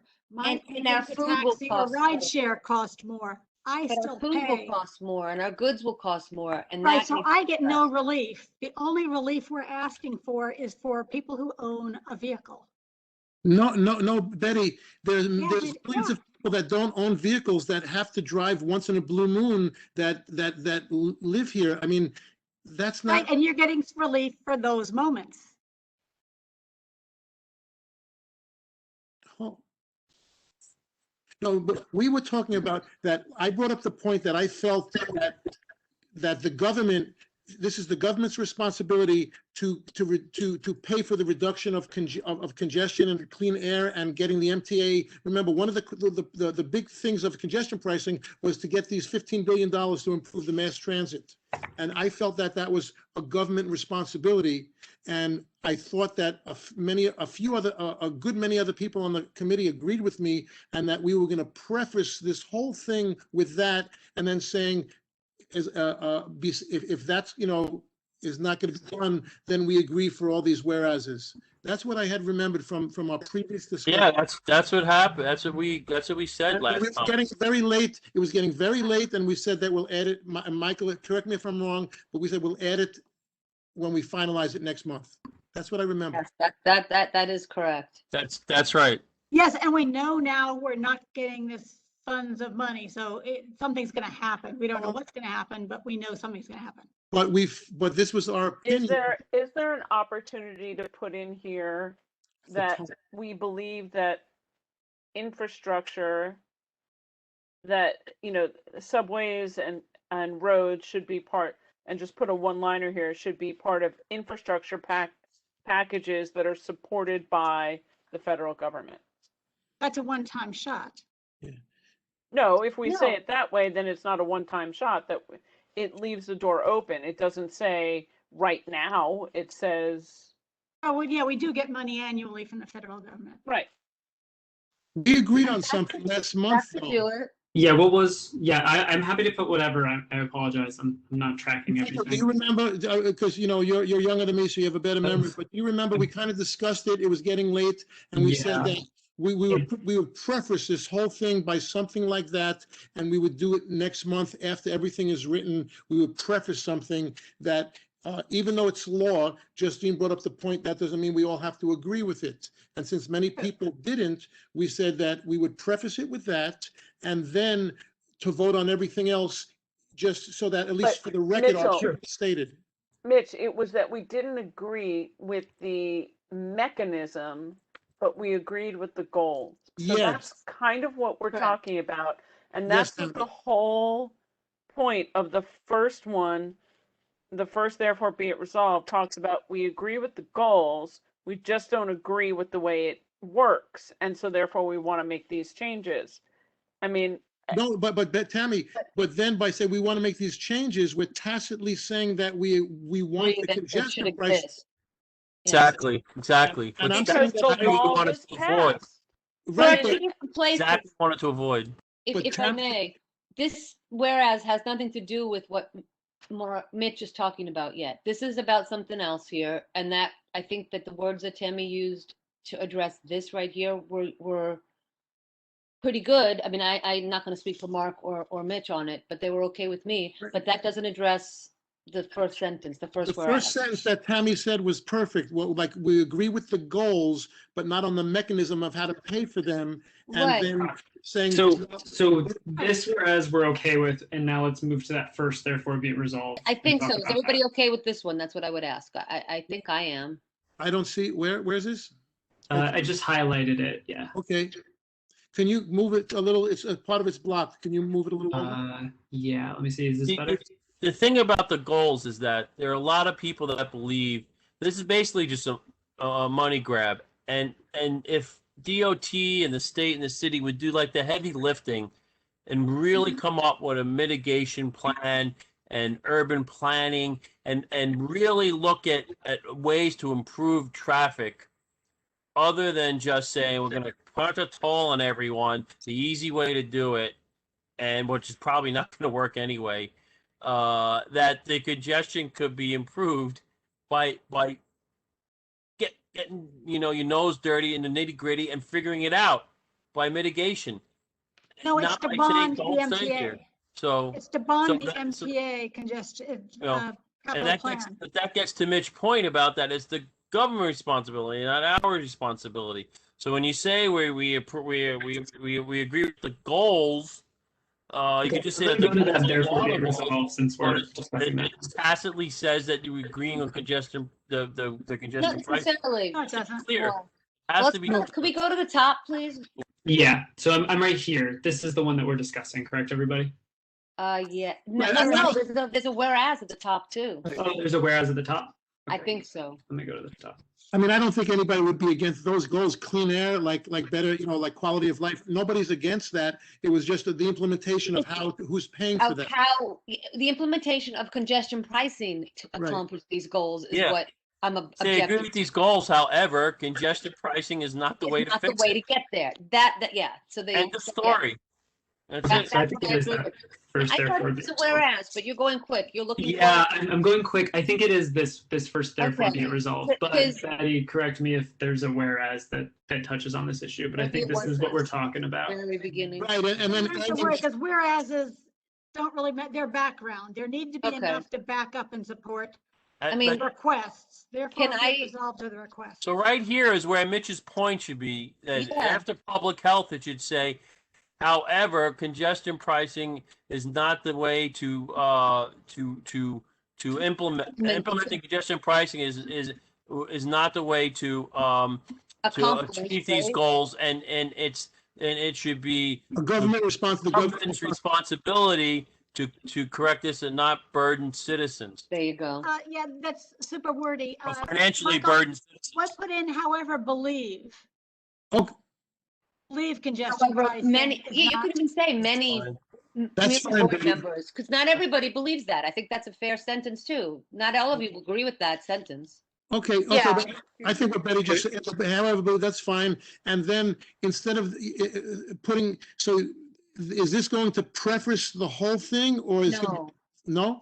this is the should. first, therefore it be it resolved. This is not Okay. going to be. I just thought we were going to preface the Hold whole, on, something hold like. on, guys. Understand that whatever the whereases say, the first Right. therefore be it resolved frames Right. everything that we're asking.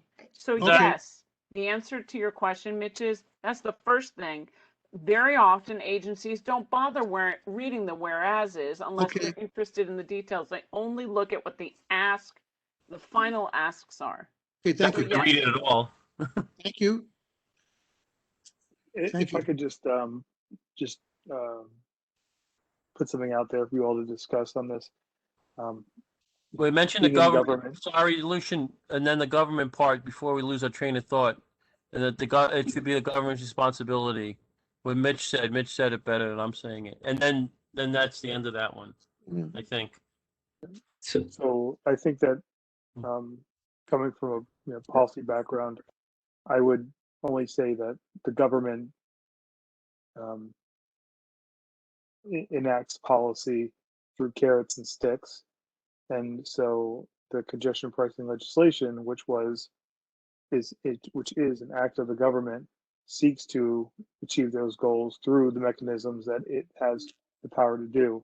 So it's a little confusing to say Right, that right, you said the the market government is should the do it, point. but this is the government's not doing it. It's Right. doing it. That's the government. It's I not the listen way to- that you like. Right. If we ask, That like, makes sense. I know what I mean by asking the government, like a Joe Biden, like infrastructure package, but like Lucian said, they could say, well, this is, as a government, we're gonna put a tax on cars coming in. So if there's a way that you can come up, Lucian, if you have any ideas, because you know what we mean. So if you have an I mean, idea. a tax on cars coming in, I mean, essentially is a toll. That's what this is. I mean, That's what this is. so what I guess another way to put it is, you kind of take a Would step you just back. type? Well, It's I'm not- technically a toll, not a tax, but it's really at the end of the day, you would sparse the words. If it's a tax, the citizen recourse in the Constitution to what's the word, redress, I think, a tax, but a toll is different. You'd have to file a lawsuit, all that. Maybe like a city and state and federal like infrastructure package that doesn't cost the citizens to drive home. Mitch and Mark, did we interrupt Lucian before he got the rest of his thought out? I'm sorry, Tammy. I'm sorry, I thought it was done. So just to take a step back, thank you, Tammy, and thank you guys. Just to take a quick step back, congestion is the street's inability to accommodate more vehicles. And, the city and the state in the past have attempted to accommodate more vehicles by widening the roads, by creating high occupancy vehicle incentives. And to some degree, you can only go so far in widening the roads without taking properties and infringing on property rights, or only so many incentives you can give on high occupancy vehicle. The premise is here that there's only way to reduce congestion is to impact someone financially, and I think that if you are to say it's not the best way to achieve these goals, without kind of going through some of the other methods on reducing congestion, it's hard. It just kind of it doesn't read like it doesn't read in good faith. And I think that you all should be really specific about what some other ways these goals can be addressed or even attempted, if you're going to say it's not the best, because you're essentially saying you've evaluated other options. And I think it may just kind of be glanced at and said, okay, well, they clearly don't like it, but they're not really, it doesn't read like you've evaluated it, is what I think I said it. it. Oh, sorry, I thought you were done. The comprehensive traffic mitigation plan. That's what I said. That's the way they do it. This is what they're using as a comprehensive portion of mitigation. So it's not a mitigation plan, it's a tolling plan. Traffic mitigation would be Mark, please let me finish my thought. Thank you. This is what the government is using as a way to mitigate some of the impacts. They have done, as Lucian has said, some road widening, toll increases already. This is one of their next steps. If you don't like the steps, that's what Lucian's saying. You're not able to throw the baby out with the bathwater. You have to say, we've evaluated, there are other things that we think would be better. So just saying you're crappy at your job is not an answer. You have to say, okay, well then, you know what? We want to just raise all the tolls and leave out the congestion pricing for the business district, or we want to put a tax. I mean, you've got to say something. That's what Lucian's saying. Otherwise, you're going to get ignored. I've said it in every meeting. He said a comprehensive traffic mitigation plan, which this really is not. And we can go through the list. We can say things like widening roads, building new bridges, having other routes. There are dozens of things we can list on what they should really do. But the thing is, fortunately, that kind of work is hard to do and doesn't make money. And they don't. The issue here is money. Money. Only talk to me about money. So they want to make money instead of figuring out a way to really fix the problem. But they can't fix the problem without money. But Betty, that gets back to like the waste and all that stuff. There is money to make the trains better, and then with over these next 3 or 4 years with the multi-trillion-dollar package that we're going to be getting, like no, Mitch, that's not true. We're getting money. We're still running a huge deficit, and there's a lot of concern about the MTA collapsing over debt. The deficit would be there if you looked at articles from 100 years ago. You know that, Betty. And not that you were that old, but I'm just I'm just saying that you know that that's how it's always. You'll never get a promoter. You'll never get somebody from government that's going to say we made a profit. You know, like out front. Yeah. Mitch, I hate to cut you off. I'm just because I'm having a difficult time tracking everything, and I think crosstalk's been helpful on some of these points. Could I just maybe request while we're discussing this that we go back to using raised hands just to make sure, because I do see Rose's hand up, and then I think Lucian's going to speak to a suggestion that Justine had made. Yes. Is that okay? Okay. Of course. So Thanks, yeah, Stephen. I'll go to Rosa, then Lucian, and then back to Mitch, and then I see Mark's hand up. Thank you very much. I just want to say, Mitch, to your point about dealing with the traffic issue. I mean, I agree 100%. Lucian said it before I could, and he articulated it much better than I could. But basically, the role of government is to come up with these kinds of plans. And as Tammy said, this is their plan to deal with the traffic issue. And what they're doing is trying to reduce the demand for traffic by raising the cost of traffic.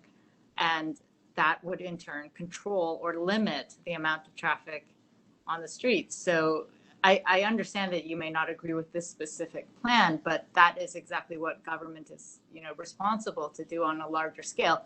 And this is a method that they have chosen to do it. And I do believe that they have tried other methods before. And that's not to say that this is the right method, but maybe it's just the next one up to try to deal with the issue.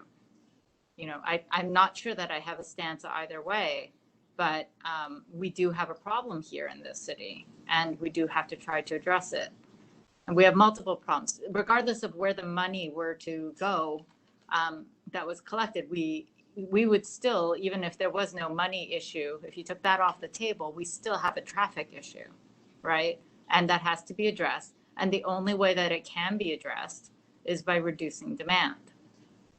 That's, I don't know, just from a logic point of view, that is how I see it. It's like they're not, if it was super cheap to drive, then people would drive everywhere, right? Like, slightly digressing, but I mean, if you can pay for parking in the city, which many people do in our neighborhood, and you're paying like $600, $800 a month to park your car. I mean, Amex called a friend of mine who has a vehicle that's parked and said that they had flagged fraud on his card because they thought that the parking charge could not possibly be legitimate.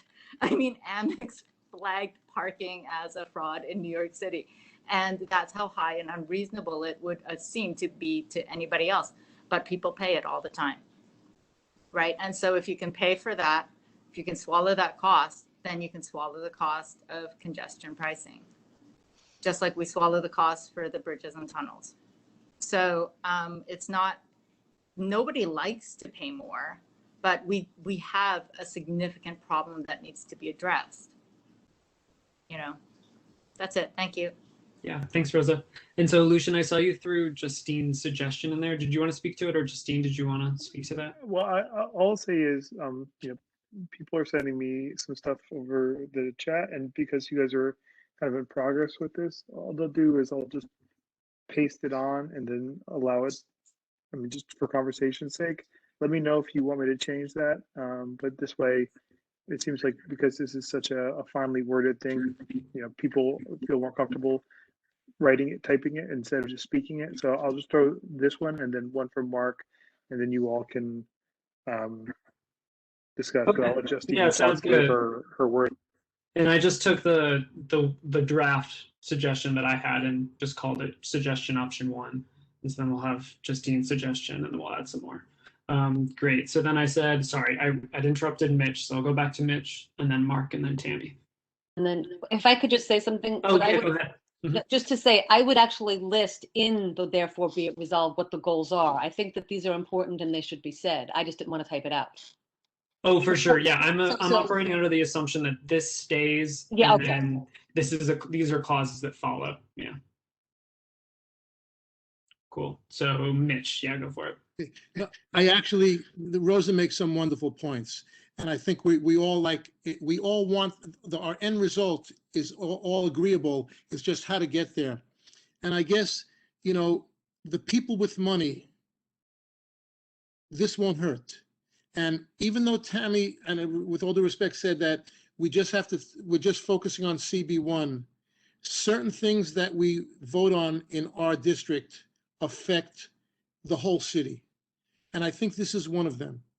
So the people that this will hurt the most are the ones that sometimes have no other choice but have to drive in because of family situations or things like that, or they live in places, you know, where there's not a transit line or one line that's not always working, or like sometimes for construction.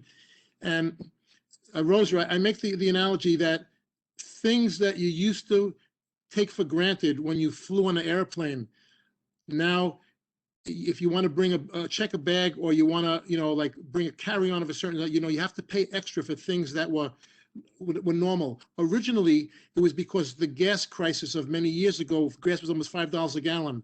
When the gas went back down to under $2, the CEOs of the airlines said, well, now we can just give our stockholders more profit, and that's never going away. And I see this, like, we all have the same goals, but if there's a way that you guys could word it so that it's like the citizens are not like paying for it like each time, because the ones that will hurt are the people that are not paying $800 a month to have a car in this neighborhood, and I fall in that group. Okay, well, let's move on. We have 3 suggestions to look at. All of them are meant or requested to expand the first, therefore be it resolved, meaning at the end of public health, rather than there being a semicolon, it would be kind of a but. Mm-hmm.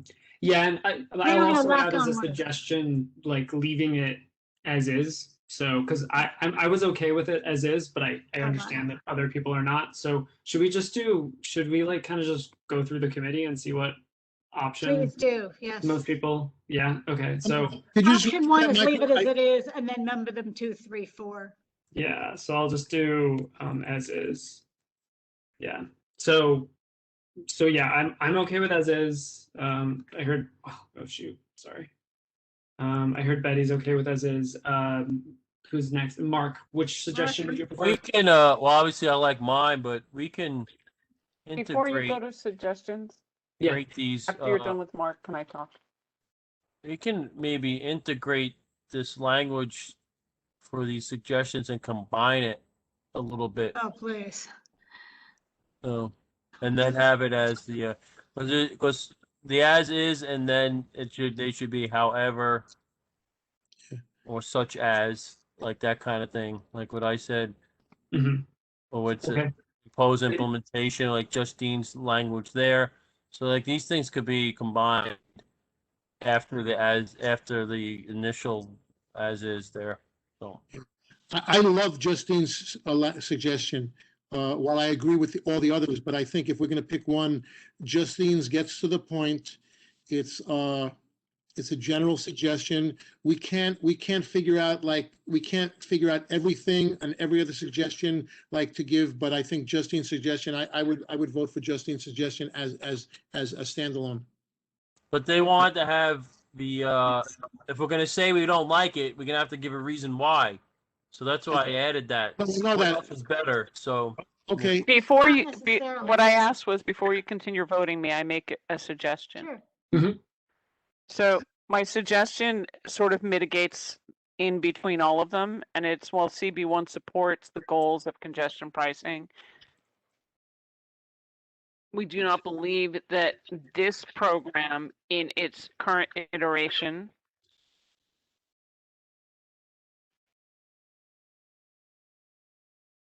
is acceptable without change, and that the larger financial burden should be taken on by government. Right? That's what everybody said, that they wanted more government to pay for stuff. Right. Could we add that to Justine's suggestion? Okay, I like my words too, but that was very well said, Tammy. Can we add that like Justine's sentence and to top it off by Tammy by what you just said? Yeah, sure. So I'll nix Justine's suggestion, leave this suggestion here. Let Justine, start with Justine's sentence, and then end with Tammy's sentence. No, no. Start with the sentence as it is, get rid of the semicolon. You can go back to the text itself. Yeah, sorry, what do you want? After health, just make it however. However. And then it's just a matter of which portion of which phrase you're going to add on to it. You don't need while CB1 supports the goals, because you've already said you support the goals of. So you can just say, However, so we do not believe. You can take the last phrase. But what about the people in CB1 who, can it be can we say a portion of CB1 does not believe? I think you need to say a portion because not everybody agrees with this. I was going to say, and again, I expect those people to vote no on the resolution. But no, I can certainly say however many. If they think it's many. Or some board members. Or some. We do not represent the community. So we can limit it to board members. So, sorry, what did you want to say? Members? However many board members. Do not believe that this program in its current iteration is acceptable without change and that the larger financial burden should be taken on by government. I think this kind of maybe like, okay, I don't know what the phrase is, takes the difference of all of these ones and is a good compromise, but. Could you just add a little of Justine's, Michael, like after that sentence? Sorry, what was that? Can you just add a little of Justine's after that sentence? It's really saying the same thing a slightly different way. Yeah, I think it's pretty close, but what did you want to add, Justine? It's like what mine is saying is because mine's just a little bit stronger. I mean, for me, I was putting while or some qualifier in front of Manhattan Community Board 1 as the first resolve, but that's my opinion, and I certainly will sway and be whatever, bow to the will of everybody else on the board here and the community at this point, because I would not want this resolution to fail because of a one word. Right, I agree. So I personally like the word while Manhattan Community Board 1 supports the goals of reducing and all this crap here to improve air quality, public health, and then go to which one was Tammy's? This Suggestion 2.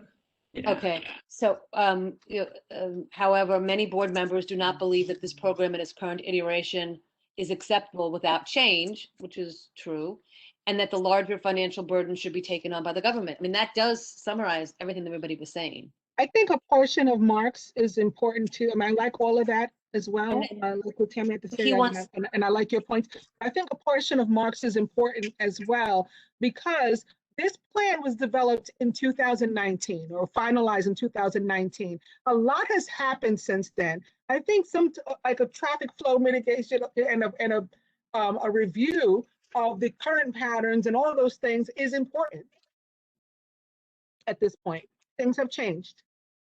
It's not really relevant to congestion pricing. I think it is. It is The money relevant. it's going to generate is what? It's relevant because they don't need congestion pricing if they just do the right thing in the way they support. Well, and that's my point, is you're giving an alternative, you feel, without funding the I MTA. thought you wanted alternatives. I'm happy to do that. I've been saying it for years. Mark, didn't we ask for a traffic study to evaluate congestion pricing for Manhattan in here already? So we've already asked for that. And that's below, right? Yeah, but yes. I mean, but it doesn't seem complete without saying something like that. So. Not wrong, but I think I think it might be easier to just kind of like combine Tammy. I mean, like I said, I agree with you in principle, but it might be easier to combine Tammy's and Justine's consensus and accomplishing, what we feel is ethical. Okay, Michael, my suggestion, or I'll go in and just do it. At the beginning, start the sentence with while Manhattan Community Board 1. Mm-hmm. Let me get rid of some. And then at the end, get rid of the word however. Mm-hmm. And start with, I think we can go straight into we believe. So you can get rid of suggestion option 1, those words. We believe. Why are we getting rid of however? Not we believe, some board members. Yeah, believe. we're getting rid of. Or many board however, members because believe. While is however, and then yes, what, yeah, when what Detta says. Right. But while is however, and it's putting it up front. So if the committee is willing to take that there, I think it's stronger because we're making it clear that we've got a qualifier. I say that's just a difference of, I mean, that's Yeah, really no it's difference. semantics, but yeah. But so no, it's not going away more. Gotcha.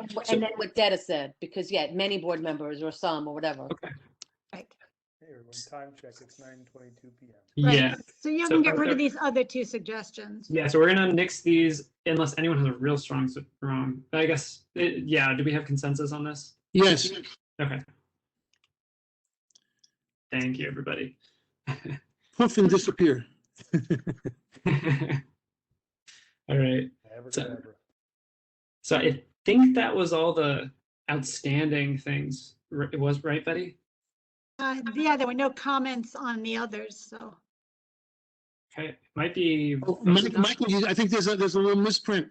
That Oh, the did I say program in its current iteration is unacceptable without change. Or am I reading it wrong? Is not acceptable. Right, you left out the word not. Very slick of you, Michael. I was trying to slip it in there, I guess. Subliminal. You. You like Robert De Niro. You. Thank you, Lucian. No And problem. Mitch. No, good catch. That's okay. I'll do the punctuation and stuff later, so don't worry about spacing. Yeah, sorry, it's not There's a perfect. colon there, Betty, somewhere. There is. No, I was just teasing. Well, there needs to be. Okay. All right, so should we call the question? Yeah, well, does everyone want to quickly review this, or is everyone ready to vote? Anyone want to Oh, I look at don't it want to first? read you anymore. I'm ready to vote. I'm ready to vote. Okay, Let's do it. Wait, give me a second. Then Pull the sheet. Hold on. wait hold till on. Lucian's ready. to Oh, hold sure. vote. Sorry, Lucian. Let's do a roll call on this, right? How does Nico feel, Lucian? Yeah, Nico's been asleep. I want his vote, because this is going to affect him.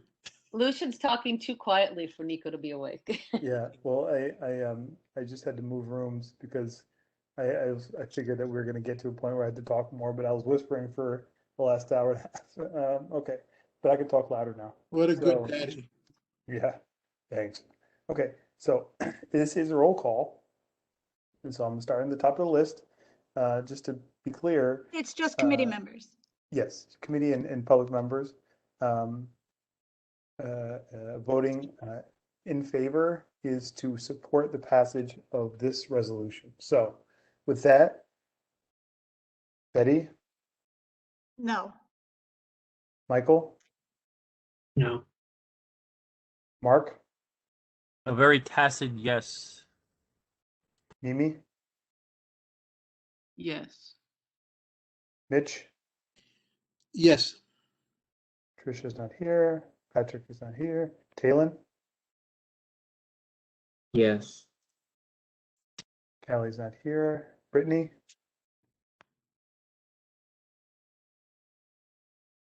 is Brittany still here? Check. She is not. Not, no, Let me check the attendee section really quick. No, okay. no. All right, and Detta, Abstain. okay. So with that, there's 2 votes against, 1, 2, 3, 4 votes in favor, 1 abstention. I'm sorry, is Tammy still here? Is Tammy, have you voted or is? I am Tim? here. Didn't know if you needed me, but if I am voting, I vote yes. Okay, well, without Tammy's vote, the measure passes. So committee, all of Isn't you Mary vote- Emma on a committee? She's on the No, working she's the group, but working she's group. not on. Yeah, I'm on the member. working. Oh, okay. Sorry. Me too, right? I'm here, but I'm not. That's right. It's already, But it's full board. Yep, so you all have worked very, very, very long and hard on this, and so now the full board will see the fruits of your work. Yeah, thank you so much, everybody. This is a tough Very tough. topic, and we went through a lot of detailed technical stuff. I'm very impressed with how we all handled that. So thanks so much for everybody for contributing. Thank you, Michael. Thank you, Betty. Thank you, Tammy and Lucian. Listen, Thank you. thank you, everybody. Yeah, Don't Betty think did so this much is- research. Yeah, this was, I mean, everyone has to give props to Betty and Michael. Yes. This actually was one of the largest, heaviest lifts we've done on CB1 outside of land use issues. And I cannot thank them enough for the amount of patience, time, and resiliency that they've shown in leadership here. So thank you. Yeah, and collaboration. Yeah. You guys listened and you worked really hard to make sure that everybody's voice was heard. So I appreciate that a lot. I'll Thank say you, my and we're lucky experience. Tammy always came. Yeah, everybody contributed to leadership and everything. So yeah, I think you all Should really be pushed the proud. frontier Everybody on have a nice night. collaboration. I'm hopping out with You my too. kids. Later. There's one more agenda item for the committee, so Right. nobody else leave. Everyone else stick around. Tammy's allowed out. Do we have any more votes? I can leave too. I can't Justine, go. Mariama, yeah, but Rush Lucian, working do group we people. have any more votes? Hi, Justine. Bye, guys. Thank It's you. not a vote, it's just an opinion that Lucia needs a short piece of information. I gotta run though. I rescue kittens that just got their vaccinations today and they're not feeling well, so I gotta go check on them. Oh, hope they feel better. Yeah. One of them's had a bad reaction, so I'm gonna go deal with it. Okay, bye. All right. Good luck, Mark. Bye. Okay, all right. This is a quickie on street co-naming, and it's because someone has approached Lucian about wanting to do that. So we have to, if you want to go to the next slide, I had to look into this to figure out what was going on, to know. In the application, it does ask that a petition be submitted. But when I looked, and this is the exact wording, to this application, please attach the required petition, number of business residences, letters of support, and any relevant documentation. However, no directions are given on the petition, such as the number of signatures. I mean, there's really nothing, just the word petition. In practice, we have not seen petitions, such as the number of signatures. What we have been asking is about the people on the block. Were they for the proname? Do they even exist? The last couple of them have been in courthouse areas where there were no residences, there were no businesses, so we didn't really have to worry about them objecting. The question is, what does Lucian tell applicants right now? Because I had originally suggested, or should we simply appoint a couple of people to look into it and bring something forward to the next meeting and vote on it then? And Betty does thank you. That definitely sets the table well for this. And just, we're emerging from, hopefully, fingers crossed, we're emerging from this pandemic. The person also is unsure that if there is a hard requirement or a number of signatures or however it is, that it'll be exceptionally difficult to do while people are still either out of town or uneasy about being approached for something like this. So if there's a lot of uncertainty for how much longer this will last, I think everyone's feeling a bit more bullish on reopening than we were a couple months ago. But just until we feel like we're free and clear from the pandemic, does the committee feel like there's any changes in the number of signatures and the manner in which they're collected or what they're looking for street co-namings? Lucian, is there a number of signatures required right now? And then I would like to give an opinion about that. I don't believe that's the case. And I actually agree with that, because it shouldn't just be a popularity contest. Sometimes there's somebody that might be historically deserving of it when people on the block never heard of this person from whenever. And sometimes, like I said, there could be somebody deserving that gets 10 signatures more than somebody that gets 200 signatures because that person has that family has more influence or friends. So I kind of like the fact that it's maybe left to the merits and taking everything holistically in. I would counter that though and say, like these days, monuments to people that maybe we didn't know who they were, and so they went up, but then we're finding out who they were, and that they weren't maybe very nice people, or they were racist, or they were homophobes, or whatever the case was, and they're coming down. So I think that we might want to be careful again, I'm not on this committee. I'm only on the working group for the last item, but I would want to be careful if I were, and I would be careful at the full board in supporting anything that maybe would allow, Hitler to get a sign that codenamed after him if he had enough people that signed a petition. Well, so you agree with what I said, right? No, I agree. And in the fact, CB1, and I know it's Tammy's stance too, is against co-naming and asks people to look into other options. Well, So we certainly want some information. The question is, I'm against co-naming. I just felt that it should be like, like I mean, like what Mariana said, like holistically, that there shouldn't be like a requirement that if you reach a certain number, then you're in. Like many other things have to be looked at. no, yeah, I agree. And I think we somewhat have to quantify what those things are in a little bit more detail. It's funny, some of these question things, well, the person has to be dead. That's one thing, correct? Excuse me? If it's a human being, they have to be deceased. Is that correct? Oh, we have rules on those kinds of things. Right. And again, I don't know if this is historical, if it's a person, if it's a place. I have no idea what it is they're I think that there have been streets named after historical movements. There have been streets named after people. I think it's like a holistic type of thing. I don't think it's either or black or white. Well, not necessarily, because we also always ask if people on the block, so far what I have seen, if there are people who really object. Right. Because many streets don't even have street signs. So to have co-signing is so confusing and everybody gets completely lost. Well, Betty, the first thing, I agree with you. The first thing is that every street should have a street sign. Nobody says they're going over like the Mario Cuomo Bridge. They're going over the Robert F. Kennedy Highway. They're going over the West Side Highway. Or the Tribeca Bridge. They're definitely, because there's no street sign, that doesn't mean something of honor shouldn't be done. Get the street sign. I mean, like, two wrongs don't make a right. Okay, given all of this, and Lucian does need something to tell people. Sure. Are we going to suspend applications for a month or so? Should we meet and have a couple of people put together some ideas to float before the committee? So I don't want to waste a lot of time. It's already I'm sure, Betty, if that's... Yeah. Oh, sorry, go ahead. Michael, No, you go, Michael. Oh, my 2 cents is, so given that the governor, I think, what did he say, like May 19th, the state is like, has no restrictions on businesses anymore. I feel like it's okay to take our cues from the state and say, wait a month. Maybe, yeah, we wait like starting next month, and then given all restrictions will be gone, like there's no need for any special like accommodations because of the pandemic. That makes sense. well, yeah, and can I go one step further? What I would like guidance from, if someone can give me some information. I live in a building with doormen, and that's mostly in my neighborhood.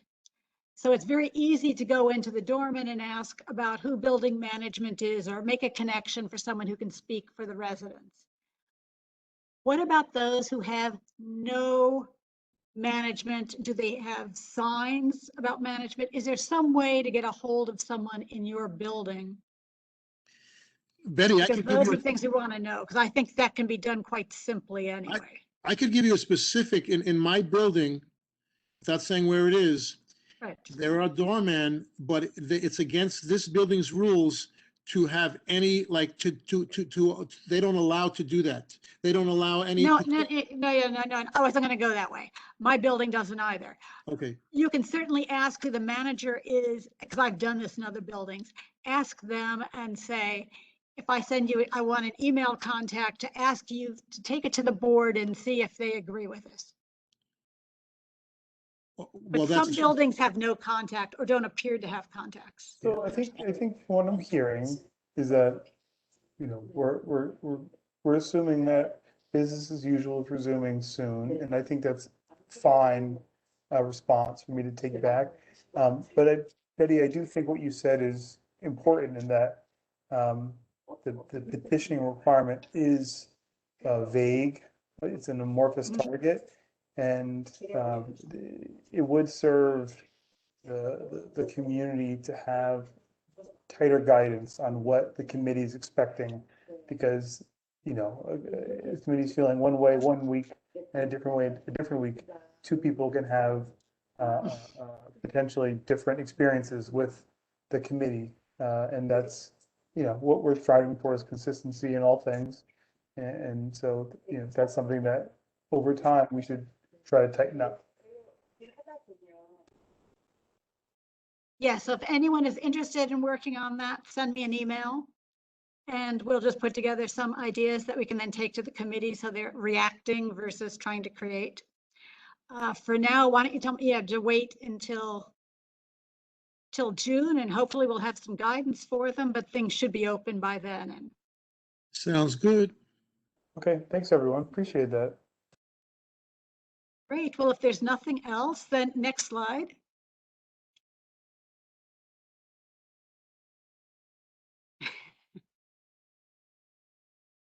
See you June 1st. Well, I'll see you before then, but go to full board because we will be voting on the resolution again, and others, I'm sure.